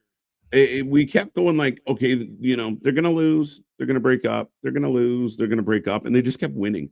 And in good matches. Like they had a really good match with the Good Brothers, which not many people have said that over the last couple of years. Yeah. They good matches and entertaining matches. Then you think they're breaking up. Both of them do double duty and somehow win stuff. It's been a crazy year for Axiom and Frazier. And tag team wrestling is a little thin. I mean, we could consider some people had thrown out in the comments of like Jade and Bianca, but I don't know how I feel about that. And again, it's been a tough one with tag team wrestling, but it's getting better. MCMG just came in a little bit late and are a little quiet, but they're coming. Is that the biggest hopium for wrestling in 2025 of make tag team wrestling great again? Because like Axiom and Frazier were great. Like they were still good. We still, it was still fun to watch on NXT where we have the whole parking lot brawl of every tag team out there and all of that. And you still never can question out that they might split up or anything like that, but still managed to put on a hell of a match every single time, whether it be out the mud to them with you, the Good Brothers, like you said, etc. But tag team wrestling in 2024 was lackluster at best overall. Yeah. So 2025, please, can we put an emphasis on tag team wrestling? Make tag team titles matter. Yeah, I definitely hope so. I think NXT and TNA for me both were like kind of tied with tag teams, because I think TNA does very well with tag teams. They're just limited on the tag teams actually, right? But I think they were kind of neck and neck this year. The main roster though, it struggled. It struggled for half of 2024, and it really didn't pick up until the end there. Yeah, and I think there is hope. I think MCMG coming in, I think the WWE did want to get their hands on the Lucha Brothers, and they will eventually, apparently. They got a brother, not the brothers. They got a brother, not both. But, and like you said, NXT is showing signs that there's a bunch, kind of like if Hank and Tank came to the main roster, they could probably do something and get themselves over pretty quick. MCMG, DIY turning was the best thing they did. You know, we had on the what? I was just saying the New Day. The New Day now turns and they look promising. Viking Raiders come back like they have purpose, so it's good. I think that, you know, who do you nominate from AEW other than like Private Party had a 3-week push, won the belts, and then we forgot they were champions up until last night, where they're probably on the verge of losing their titles to the Hurt Syndicate of all people. You mean to tell me that the company that has not only a tag belt, but a trios belt can't even produce a solid tag team? What? Would the Young Bucks qualify as their best tag team just because they held the belts so long in 2024? But that's the biggest thing to me. It's not even, I'm not even mad at like the tag teams that are there. I'm more just disappointed with wrestling overall of like, make tag team wrestling fucking matter again. Like, you want to have all these, you know, tag belts on this show and with trios over here and this over there and everything. Well, then put a fucking focus on it. Don't just sit there and just throw it out there like it's breadcrumbs to appease the masses. Right. Give a fuck about it. Yeah. No, I mean, it matters. Yeah, I think the building it makes sense. Yeah, I almost forgot about trios altogether. I don't think it should be a thing, but I mean, again, nothing as much as we say it might have been a couple, you know, it's been on tag team has kind of been on the back burner. Fraxium thought had a really good year, and I was really surprised with both of them as we got near the end of this year of like they just keep winning, even on nights where, like you said, they did, both of them took turns doing double duty, and yet they still keep the belts. Like it's crazy. So we'll see. I mean, they could move up to the main roster and have some real cool shit happening as well. Fair enough. I mean, yeah. Outside of like a few tag teams, I would say on like probably DIY, Motor City Machine Guns, Street Profits, Axiom and Frazier is probably like the next most prominent like male tag team, I would say right now in pro wrestling. Well, if you can get them on the main roster and put them up against like DIY, like, I mean, I think they're going to bang. MCMG, they're going to bang. Like, I think there's options there. I really think there's something that could work out. I'm just really hoping we get Gorillas of Destiny versus Jey Uso, or versus the Usos. We get that as a match back together again. Yeah, I don't know if we're ever gonna. I'm curious to see when they officially put the Usos back together. But we are now heading into kind of the nitty gritty of the award show, where I think the things that get debated the most amongst the fan base are the next few categories. So here we go. So the next category is Booker of the Year, and we have some great things happening. I feel like in all three promotions, all four if you want to include New Japan Pro Wrestling, but here are your nominees.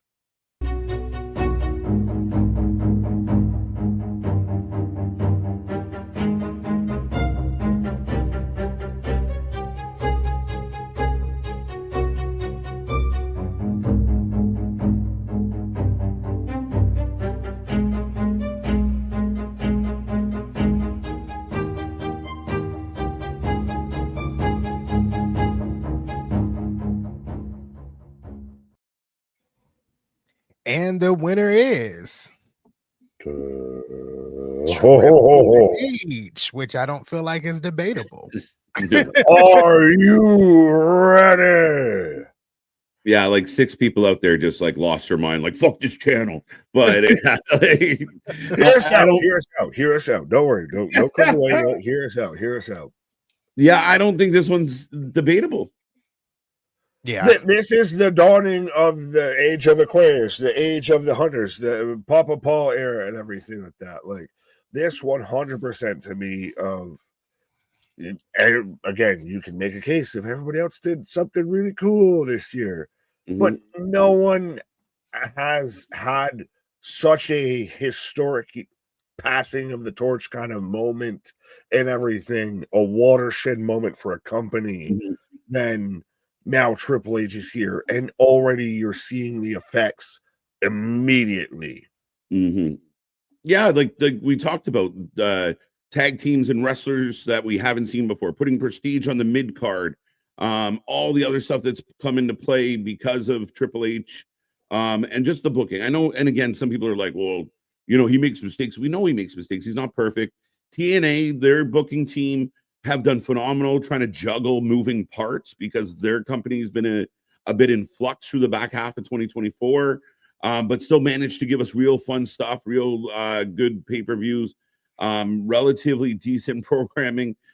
Tony might be the underachiever of the group, who, you know, if we figure if he could figure his shit out with all the talent he has, it would mean a lot. HBK might be neck and neck with Triple H. Some people would argue that NXT might have had an overall DX win Booker of the Year. Facts. Right. Well, and then people were asking with Trey asked, so Tom and Gail as bookers. So, all right. Yes. Well, That was a guess on my part, and I think they are because we don't really know, right? They don't really come out and say who's booking the shows, but I do know Gail Kim is over the Knockouts division, and I heard Tommy Dreamer is running parts of creative in 2024. So I just was like, I think it's Tommy Dreamer and Gail Kim, and I know Gail Kim has been outspoken about what she's doing with the Knockouts division and trying to get more knockouts in. And then they went through this whole, beginning of Scott D'Amore being fired. So there was a whole restructure of, of backstage in early 2024 for TNA. Yeah, and terrified of like a revolt, and they managed to rally the troops, and they managed to have people like Moose kind of support the company and stay the course. And I think they're under the, they work with the Cacciatore guy or whatever. Yeah, Anthony Ciccone or something, I think. Yeah. So, but again, if anyone out there has the official, like these are, but I think it's a bit of a team head spearheaded by those by Gail and Tom. Well, it reminds me of when we first put Wrestling Revolver within the award show and everything in this category, and it was Swerve Strickland because we just figured he showed up enough, so he's got to be booking it, right? Well, it turns out it was Sami Callihan. It was almost 3 years ago, Nick. Let it go. Worst booker Billy Corgan. Yeah, he single-handedly destroyed a company that I was a big fan of. Even with him running it, I was a big fan of it, and now it's gone to nothing. Well, they just they just put it to rest finally. It was on life support, and we just pulled the plug. Oh, it's Triple H it's hard to say goodbye. And when it comes to Scott D'Amore, Scott D'Amore only booked 4 shows this year. So he booked Hard to Kill and 2 episodes of TNA Impact after, and then he booked the Maple Leaf Pro Wrestling. So that's 6 or 5 or 6. So Scott D'Amore didn't do much of anything. Yeah, I mean, to Scott's credit, he's batting 900. He smacks them pretty hard on the park when he does book. But again, he's not stepping up to the plate enough. So we'll see what happens with Scotty in 2025. But man's 5 for 7 with 7 plate appearances. Right. But at the end of the day, I mean, again, I know fans out there and there's tribes on every single side, but I think if you are being an honest wrestling fan, it's really hard to compete with Triple H at this point. Yep. Absolutely. Sorry, this just randomly popped because if you read it, how I think you read it, Metro Boomer want the more. Sorry, random. Well, with that being said, folks, now we're going to move on. Now, this one's going to be contested a little, but your favorite weekly wrestling show outside of us, which is daily pretty much, but your favorite weekly wrestling show. The nominees are.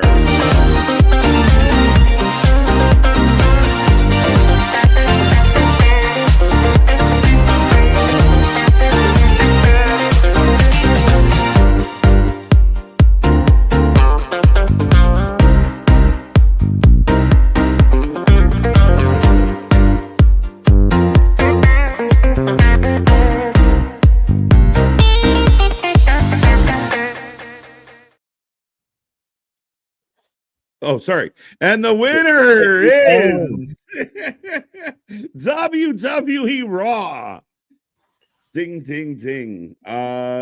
Boys, I don't know how I feel about this one. Is this just because, again, recency, bias a little bit of they just showed up on Netflix and everything like that? Because, I mean, SmackDown was the show to where we got all of the Cody bloodline storyline to me and everything. And I maybe just be partial a little bit to Fridays, everybody working for the weekend. But yeah, I thought we got more of the WrestleMania stories on Fridays versus Mondays. Like we had the whole controversy when they went from 3 hours to 2 hours, and now they're back to 3 hours, and everyone's okay. For me, I would have taken out Dynamite in the nominations and added TNA. I knew that was coming, bro. I don't think there was one time I finished an entire episode of Dynamite in 2024. Raw and SmackDown is a toss-up. I feel like they always trade.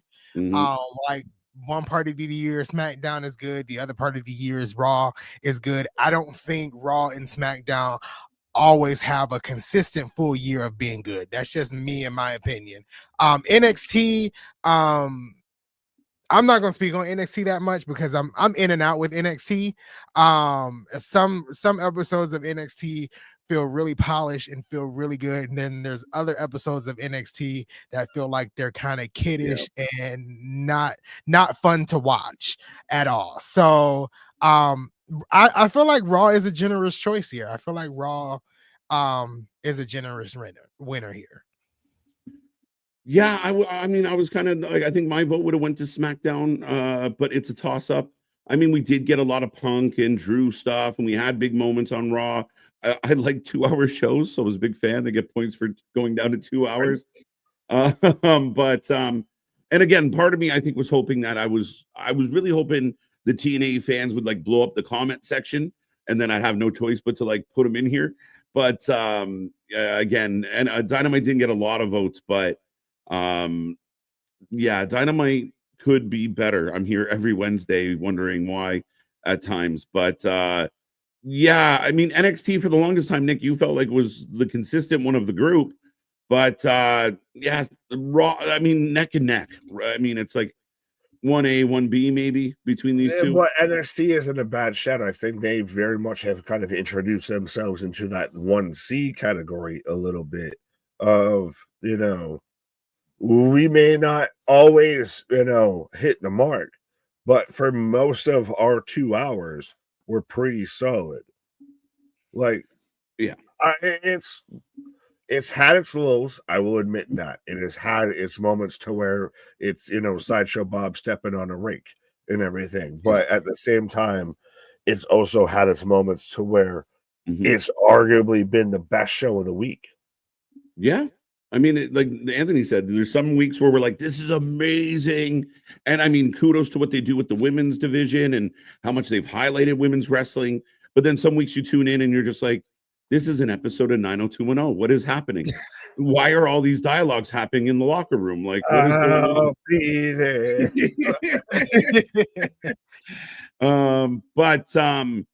And then for TNA, I'm really curious and excited to see how people's perception of TNA changes if they can do more live. And we know we're going to be covering them live here on the channel.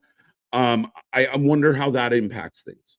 Oh, I like the little twist at the end, how that impacts things. But again, I mean, you can't go wrong there. I mean, in 2025, we're looking at 8, 9, 10, 11, 12, at least 12. I know some other people are going to be like, what about MLW? Nobody watches that. But there's other options. But there's so much wrestling every week now. We try to do as much as we can, and folks, if you want to see us cover more wrestling, then that's when you need to make sure you hit that like, share, and subscribe. And make sure you go to the merch store. You be a friend, you tell a friend, you send them super chats, you send them super stickers, you become a member and everything like that. Help this become the job instead of a job. Absolutely. Yes, please. All right. Follow up after this, but yes, we're talking about not Triple X, but yes, the best pay-per-views of 2024, of all the way from WrestleMania to World's End. Like, it is really becoming, especially with WWE doing a lot of international shows, it's gotten really interesting with the PLE, the pay-per-view kind of landscape here. But here are the nominees.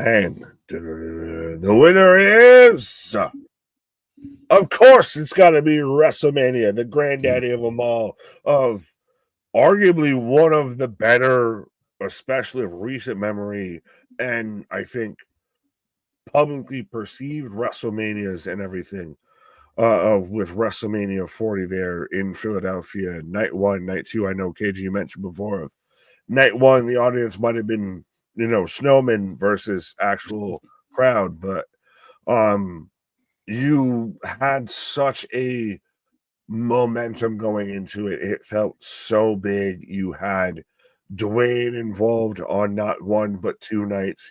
You had Cody finishes the story with all its pomp and circumstance behind it.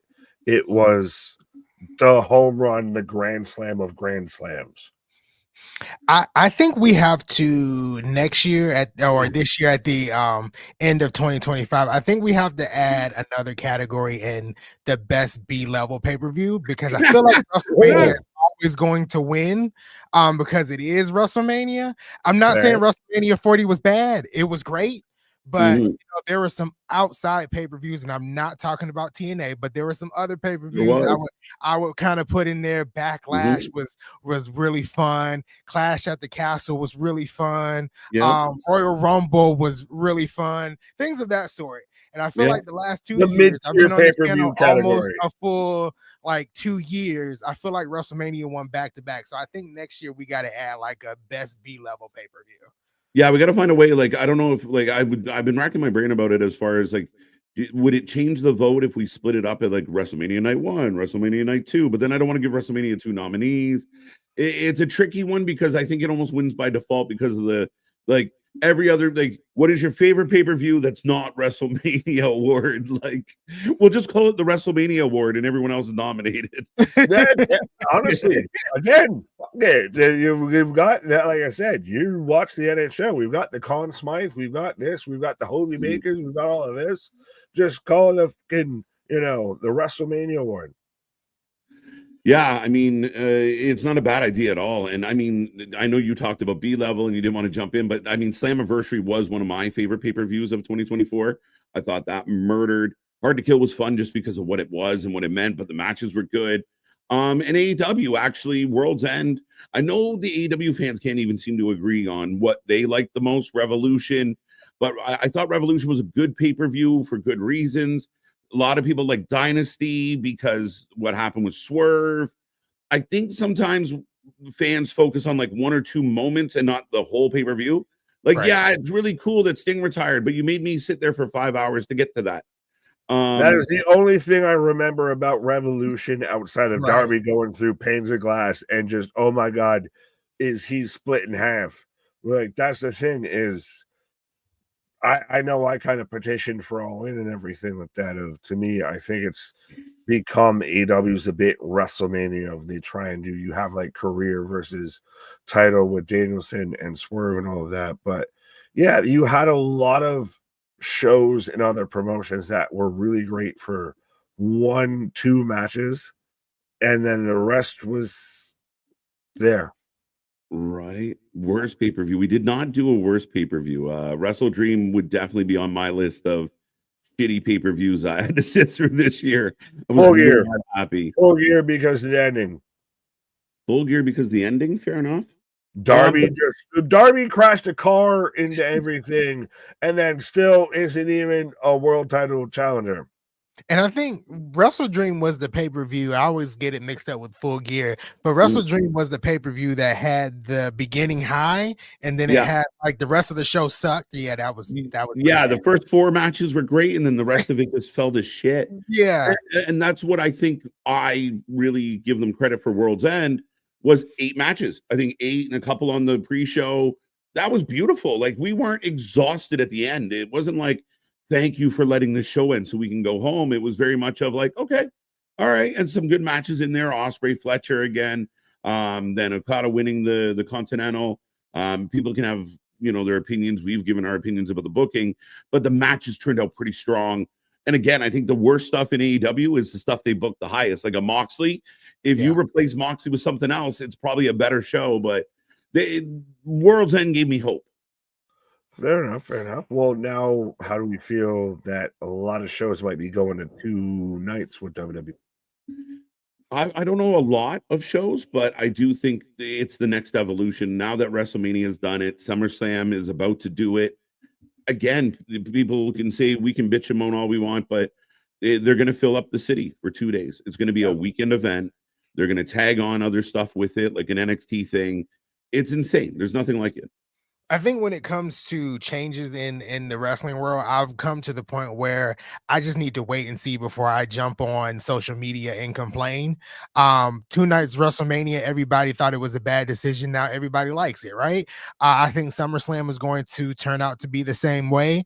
If Royal Rumble is next, let's see, because I know I went to Royal Rumble. It was tough sitting through 2 Royal Rumble matches in one night, not gonna lie. And I was there, like they kicked off with the women's Royal Rumble, which arguably was the best Royal Rumble this year, and then you had to go through 2 or 3 more matches to get to the next Royal Rumble, which was kind of lackluster. So I don't know. I we'll have to wait and see how, you know, if Royal Rumble does go to 2 nights, how that shapes up to be. I love all of it. To me, it's one of those of supply equals demand and everything like that. If they didn't think that they could actually do this and pull it off and execute it properly, especially with them being as much of a publicly traded company as they are, they wouldn't do it. Because now, like you mentioned about going to the Royal Rumble and everything. Now I don't have to sell you on a night or maybe a night and a half, 2 nights, what have you. Now I can sell you a whole weekend package for the hotel and everything like that. So not only does the company profit on it, the local area profits on it. So now you want them. Now that's why you see companies and cities and everything like that bidding for pay-per-views to show up there. Yeah, I think MDB likes to argue with me tonight a lot. Every night. I was speaking personally of being there live. It's tiring when you're cheering for 30 people and then you sit through 3 matches and then you got to cheer for another 30 people. I wasn't saying it was really bad. I was just saying being there in person, it drains you. Yeah, it drains you. And I've been to SummerSlam and it drains you. It's just like spacing it out over 2 nights. Like you get the best of the women's Royal Rumble, you get the best of the men's Royal Rumble on 2 separate nights without being mentally and physically drained. Yeah, I think the Royal Rumble specifically works really well for the 2 nights, just because, again, you have so many pop moments in a Rumble that it's hard to recreate it within the same night. So we'll see. But without further ado, best match. So the next category is the best match of 2024. I mean, I can count like a ton of best matches. We Like did. I was there live for a couple of best matches. So here are the nominees for the best matches of 2024.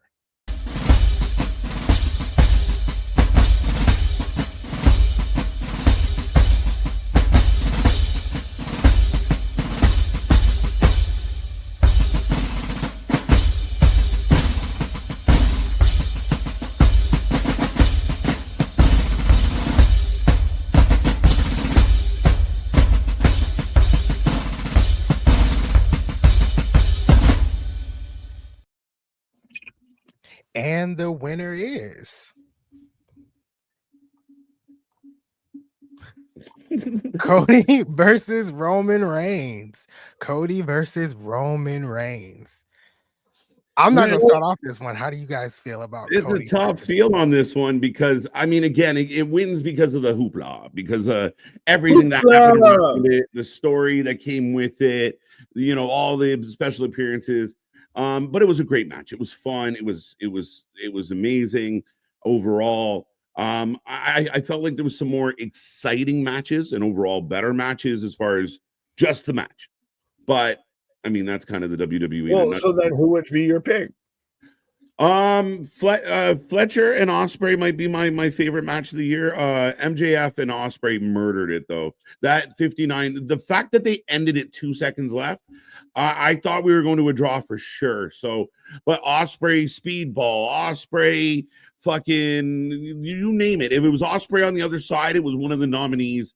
I think we originally had a list of like 20 matches that could have been match of the year. Yeah.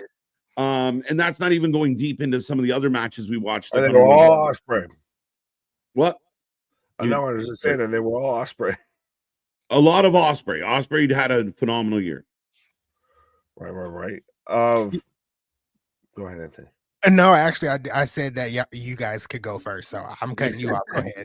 No, it's fine. I was going to just say, to me, of 2024, a thing that again is stuck in my memory bank is the 59-58 of MJF versus Will Ospreay, to where you're having MJF with the oxygen in his tank. After the match and everything like that, like that's one of those that felt instantly, and once it was done, all right, that's match of the year, or very much at least in contentions. Yeah, I'm going that one. Yeah, I'm in agreement with you, KJ, with Ospreay. I was there for the first Ospreay Fletcher match that was on an episode of Dynamite, which was extremely good. And like you said, anything with Ospreay in 2024, he brought the best out of anybody. I also agree with you with saying that this match is because of the name value, but I feel like there was way more matches that were better than Cody versus Roman this year. Yeah. And then Misfit has the perfect point. Like, did we really, like, do you remember anything about Cody versus Roman outside of all the shit that happened at the end? And that's a valid point, right? But I mean, we're dealing with the big wrestling monster that is the WWE. So I understand the voting system's a bit tricky sometimes. But yeah, I mean, there was so many quality matches. And like you said, Fletcher and Ospreay won on Dynamite. I think it was like March 6th. It burned. It just fucking burned from start to finish. I thought that was a really exciting match. Danielson Swerve was great. For me, Hell in the Cell I think was better than Mania. Well, and even though with Ospreay and Fletcher, I know you guys were both very much proponents of why is this the semifinal in the Continental versus the final and everything, and even the match that they had at World's End was like pretty top tier. Yeah, I think it was the worst of the group of their matches.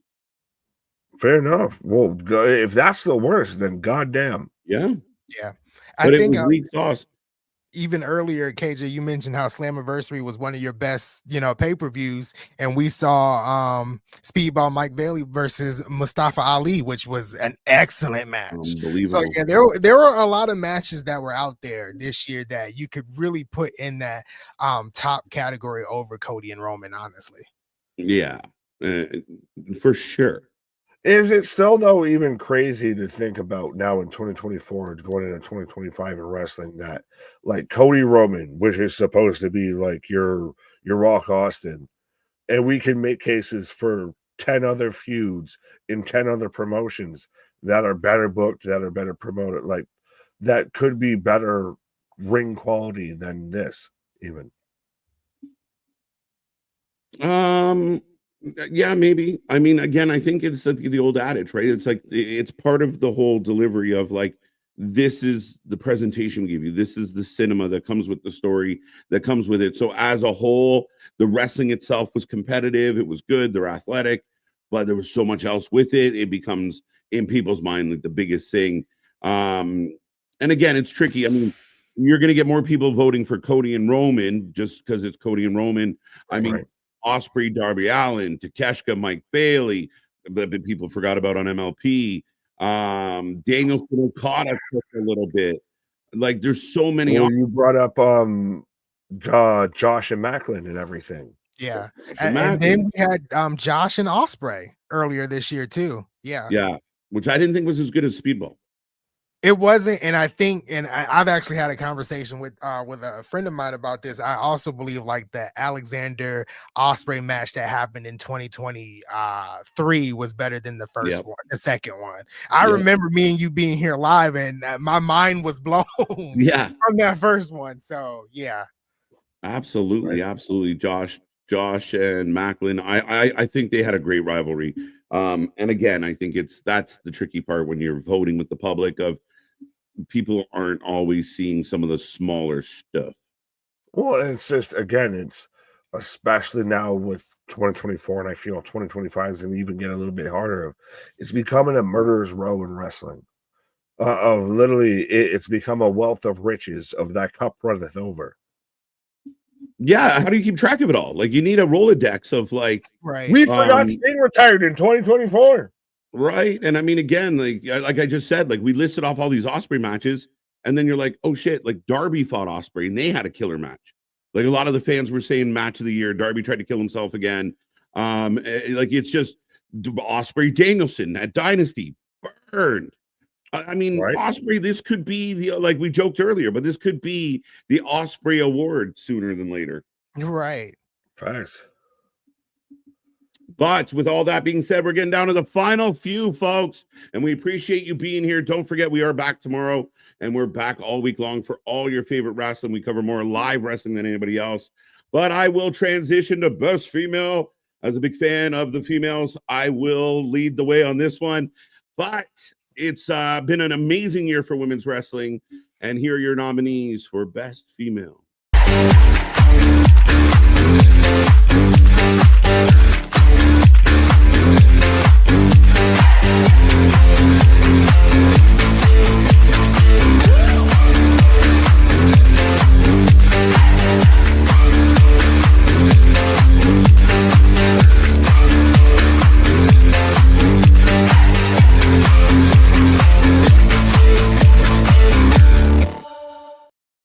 Hey, ladies and gentlemen, the winner is Liv Morgan. Hold on tight. 316, where you at? Yeah, where's 316 now? Right. Liv Morgan gets the votes. No Rhea. Nope, no Rhea. Rhea didn't make the list. Nia got shafted. Jordan Grace got shafted. Everybody's angry about it. Jordan Grace had a good year. Masha Slamovich had a great year. Yeah. This is a tough one. Nia, yeah, but remember, Nia had a really good year. I can't even say she was absent as much as she had been in the past. And it's surprising. I don't even think I mentioned Nia in our conversations for the category, and I forgot that she pinned Becky Lynch on the first episode of Raw in 2024, right? Yeah. And then she had the main event match with Rhea at Elimination Chamber, went to win King and Queen of the Ring at that pay-per-view, won the women's championship. I totally forgot all about that. Did Tiffany not have a good year though, to where she turns around, wins NXT Women's Championship, wins women's Money in the Bank briefcase? I can say the word. Beefcake. Yes. And then now, granted, I know it's in 2025, but turns around and wins Women's World Championship. Like Toni Storm, to me, I think is still. I know Now we're in amnesia gimmick and everything. But 2024 Tony Storm was like the year. She's the women's Joe Hendry, I feel a little bit of like everyone was talking about Tony. It blows my mind because how much you dislike Timeless Tony. I don't care. Her biggest advocate. Time heals all wounds. What I think, I mean, Tony, I love Tony. I could have given her my vote, no problem. Roxy, we already talked about, had a phenomenal 2024. Liv carried that belt from Mania on. She, you know, the whole revenge tour leading into Mania. I'll give her credit on that. To me, she is definitely one of the top females. The reason I don't believe that Rhea made this list is the fact that Rhea had in and outs. She stepped away. She had quiet times. She, again, maybe didn't have as many quality matches. Even, like, it's funny to watch the fan base because pre-WrestleMania, there was when she did have the championship, people were begging for the company to take the belt away from her. She needs to lose. She never defends it. She cares more about her storylines with Judgment Day than wrestling. Then she loses it. And now people are like, oh, what the fuck? Like, it is a really funny fan base. So, yeah, again, if we had 6-7 nominees and we were going to do a 5-hour show, Rhea Ripley would be on the list. Nia Jax is a valid argument to maybe an oversight. I don't know. I'm gonna click on this comment because I know it's gonna trigger Anthony. I want to see the reaction of Damon saying Jordan Grace has had a better year than Liv Morgan. I don't think it would trigger me, honestly, because I'm in agreement. She has. I mean, she ran the Royal Rumble. She showed up on NXT. She ran the Knockouts division. She defended that title all over the world. If this was a category of two people I would choose to be at number one, it would honestly be Toni Storm and Jordynne Grace. Liv did great, and I love Liv. I'm a huge fan of Liv, but when it comes to aspects of wrestling, you know, I think Jordynne Grace and Toni Storm edged it out this year. Yeah, fair enough. And I mean, again, Jordan had a good year. And I think I think what people, again, smaller company, were asking people to vote. But at the end of the day, yeah, I mean, valid argument. She could definitely get it. I just think fortunate for Liv, she just stands in a bigger spotlight. And she did have a good year. Liv very much does have she does invoke a whole reaction. Like, there is a whole fan base, like there is a contingency for Liv fans and everything. Mm-hmm. I think it becomes if you're looking at it as a casual fan versus a Smart Mark fan, I feel a little bit, because Toni Storm wins Smart Mark fan wise 10 out of 10 times. Everything from character, matches, everything. If you're looking at somebody that drew people into wrestling, I'd honestly maybe take Liv Morgan. And that, to me, are why this kind of makes sense. Yeah, fair enough. And I mean, I love Toni Storm. I'm so disappointed with her having amnesia. I just want her to be a good wrestler. But she's faking it. She's faking it. Well, it's stupid. I'm just guessing. It's stupid. But nonetheless, again, that's your lady of the year, Liv Morgan. Congratulations. I will send your golden KJ to Dom Dom. Well, hide it in a chicken tendy, and if he can find it, then he can keep it. If not, then it's ours. I will volunteer to personally deliver the golden KJ to Liv Morgan. Pause. Anyway. Halfway. Yes, we are down to the nitty-gritty of 100%. These are the 100% deal breakers when it comes to 2024 of the best male superstar who was taking over 2024. But here are the nominees.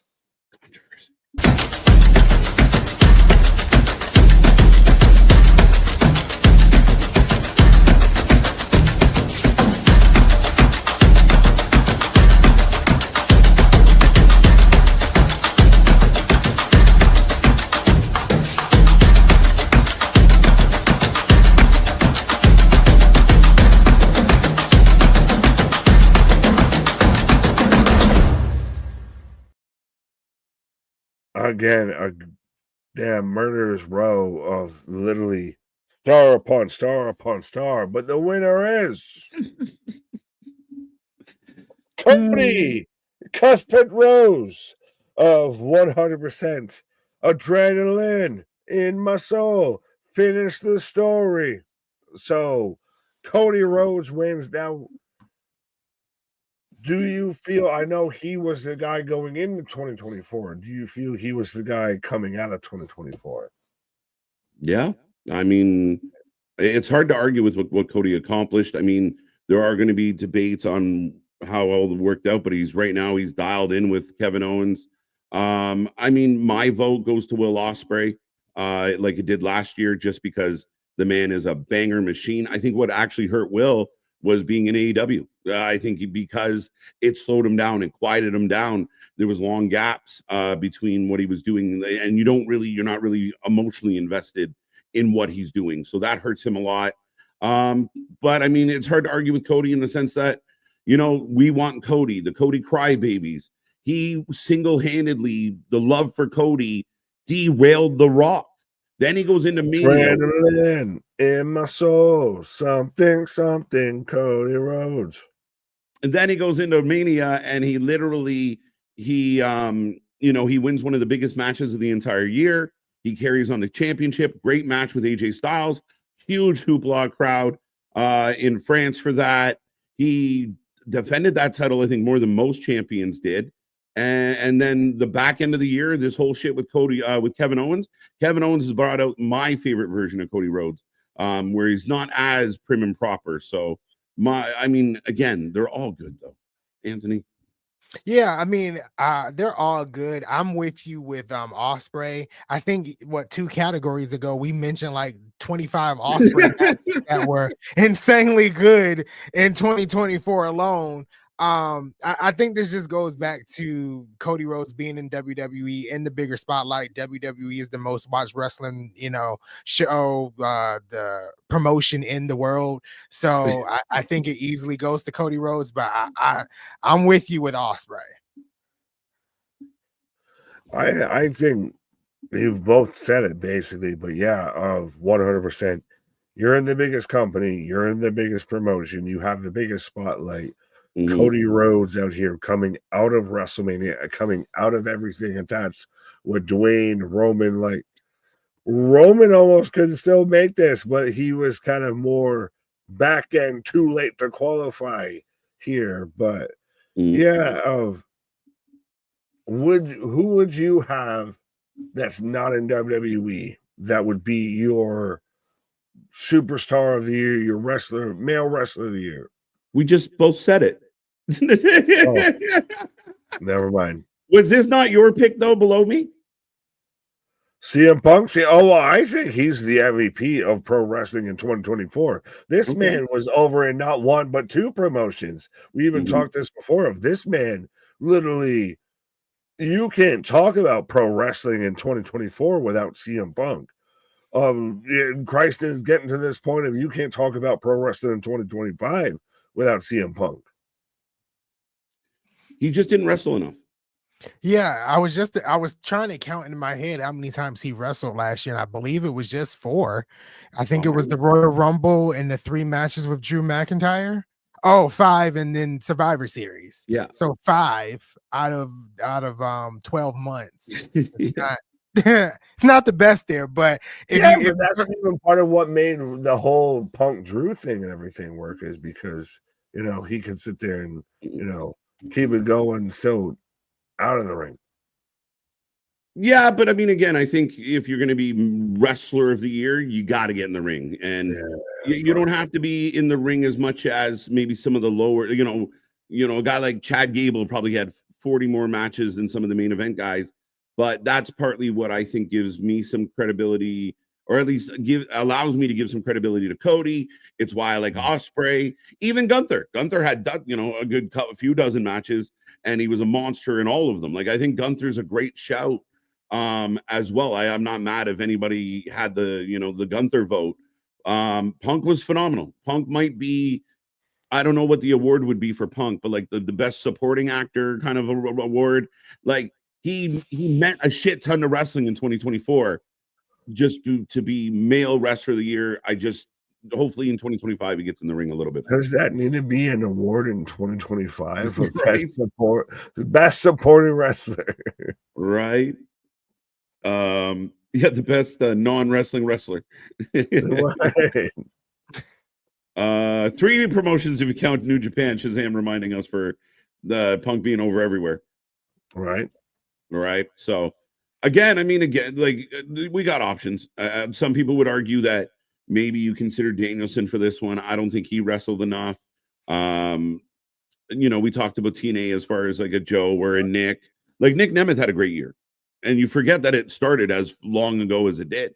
Right. It doesn't even seem like he's been in TNA a year, but he literally has. Moose had a good year. So yeah. But yeah, I would have voted for Ospreay. I understand why the fans voted for Cody. Fair enough. The Catalyst Award. I like that, Shazam. Oh yeah, that's nice. So I think is this the last one? You get to bring us home, bro. All right. So we are at the final category, the best promotion of the year. Everyone has their personal opinions. Every opinion is not factual, but here are the nominees for best promotion of 2024. I wonder.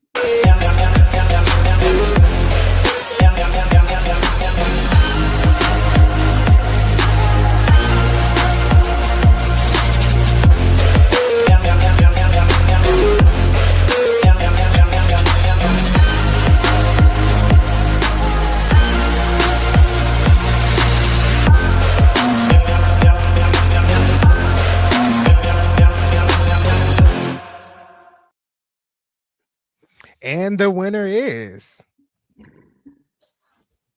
WWE. Yeah, no shit. Right. It's like you can't say anything else to it. Like,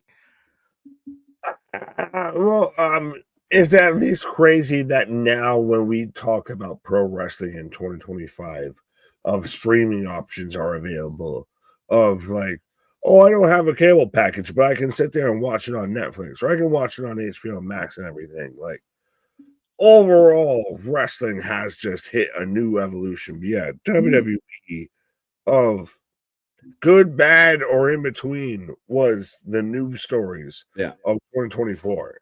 Mm-hmm. Well, I think for the longest time, it was like the WWE is the best in wrestling because they were it in wrestling, and anyone against them was so small, it didn't matter. But now fans are getting to that point where there's options, there's other ways to see the wrestling. So if a wrestling promotion is doing really good, and I mean, Tony Khan is the guy, like he really had that opportunity to just put on really good wrestling shows and people will find you interesting. Your fan base will grow. Once upon a time, 1 million people were tuning into their stuff. People were packing buildings. So that's on them. 2024 was not a good AEW year. I don't know if any AEW fans are listening to this or will hear this, but 2024 was not what I would call a banner year for AEW. I thought TNA started the year well, and then I thought they tapered off near the back end. And New Japan's not what it used to be. And unfortunately for everyone else, WWE had a huge head start, and they took advantage of it. Yeah, when it comes to TNA, like they always, and I don't know if they changed that with it when it comes next year or this year, I should say. They got to do something in that back nine because they always kind of go out in a kind of a slow heat there. So hopefully that changes in this year. But I think this just is a slam dunk with WWE. AEW, I'm gonna just be honest, sucked from January 1st to December 31st. There was nothing that was entertaining or good that wanted me to keep watching each and every week. I literally only watched because we talk about it on the channel and I didn't want to be out the loop. But if I was not on the channel, I would not be watching at any point. So it's true. One almost had 5 million people watching and everything like that, I believe, with when it comes to what? That was this year, though. Yeah, still. I'm still saying of like we're going into this good year of ones out here setting up, getting trend out here. We're getting billions upon billions of people watching, and AEW of it kind of became that trend of like it's a little broke, it's so good. It's a little airborne. It's still good. It was, it's a little dirty. It's still good. It's a little 600. It's still good. It's a little 500. It's still good. It was a fucking roller coaster on the wrong way. Right. MDB was like 86% for WWE. No other promotion got more than 9%. So there you go. 2% to New Japan. So the out of like 140 votes. So a decent. You gotta be a night owl upon night owls to get that in the U.S. It's a bold thing, especially in 2024, to be like New Japan was the best wrestling in them. Like, it's bold strategy, Cotton. I agree with Aid as an AEW fan, but not every year is going to be amazing. That's fair. I'm not like on the grand scheme of things, but what matters is that there's a healthy competition for both. Yeah, we huge advocate Shazam of wanting this to grow, and as I've been very complimentary, more so than normal. Over the last couple weeks for World's End, the couple pay-per-views, or I mean the couple dynamites we've gotten since World's End. I really want them to have an amazing 2025. AEW brought me back to wrestling, got me to do this, but 2024 sucked. There was good stuff. It didn't all suck. But I'm going to hate this argument because I feel like it's an excuse and everything, to the extent of one of those of like, yeah, well, not everyone can do all of this. Yeah, well, obviously shown you can do this and everything. You have the talent and all of that. You have the potential. So to sit there and play victim to me is a little interesting. Yeah, I mean, again, I think I understand why people get protective of their favorite thing. I mean, doing what we do, we kind of pride ourselves on being honest about what's in front of us, or at least being, giving our truth to the story. But WWE ran away with it. I mean, everything they did, Backlash, record break. Every time they do a fucking press conference, Triple H is, tonight was the record of, the gate record. It's insane. It's insane. But at the end of the day, man, it's hard to argue. Then it's also hard to argue that 2024 was amazing, insane year. So much happened. 2025 has already started off, and I think it's hard to argue that if we were giving out podcast YouTuber awards for wrestling, we'd be taking home some gold this year. So it's been a fun year. 2024 was outstanding, and myself and these two gentlemen had a lot of fun bringing you guys all the content we did, and we're looking forward to 2025. There's so much coming your way. So an outstanding year, fun awards, some surprises, some disappointments, some really odd votes, but hey. Yeah, now I get to just be Spiegel with the Golden KJ and everything that again for another year. There you go. We got to trying to find a way to mass produce those.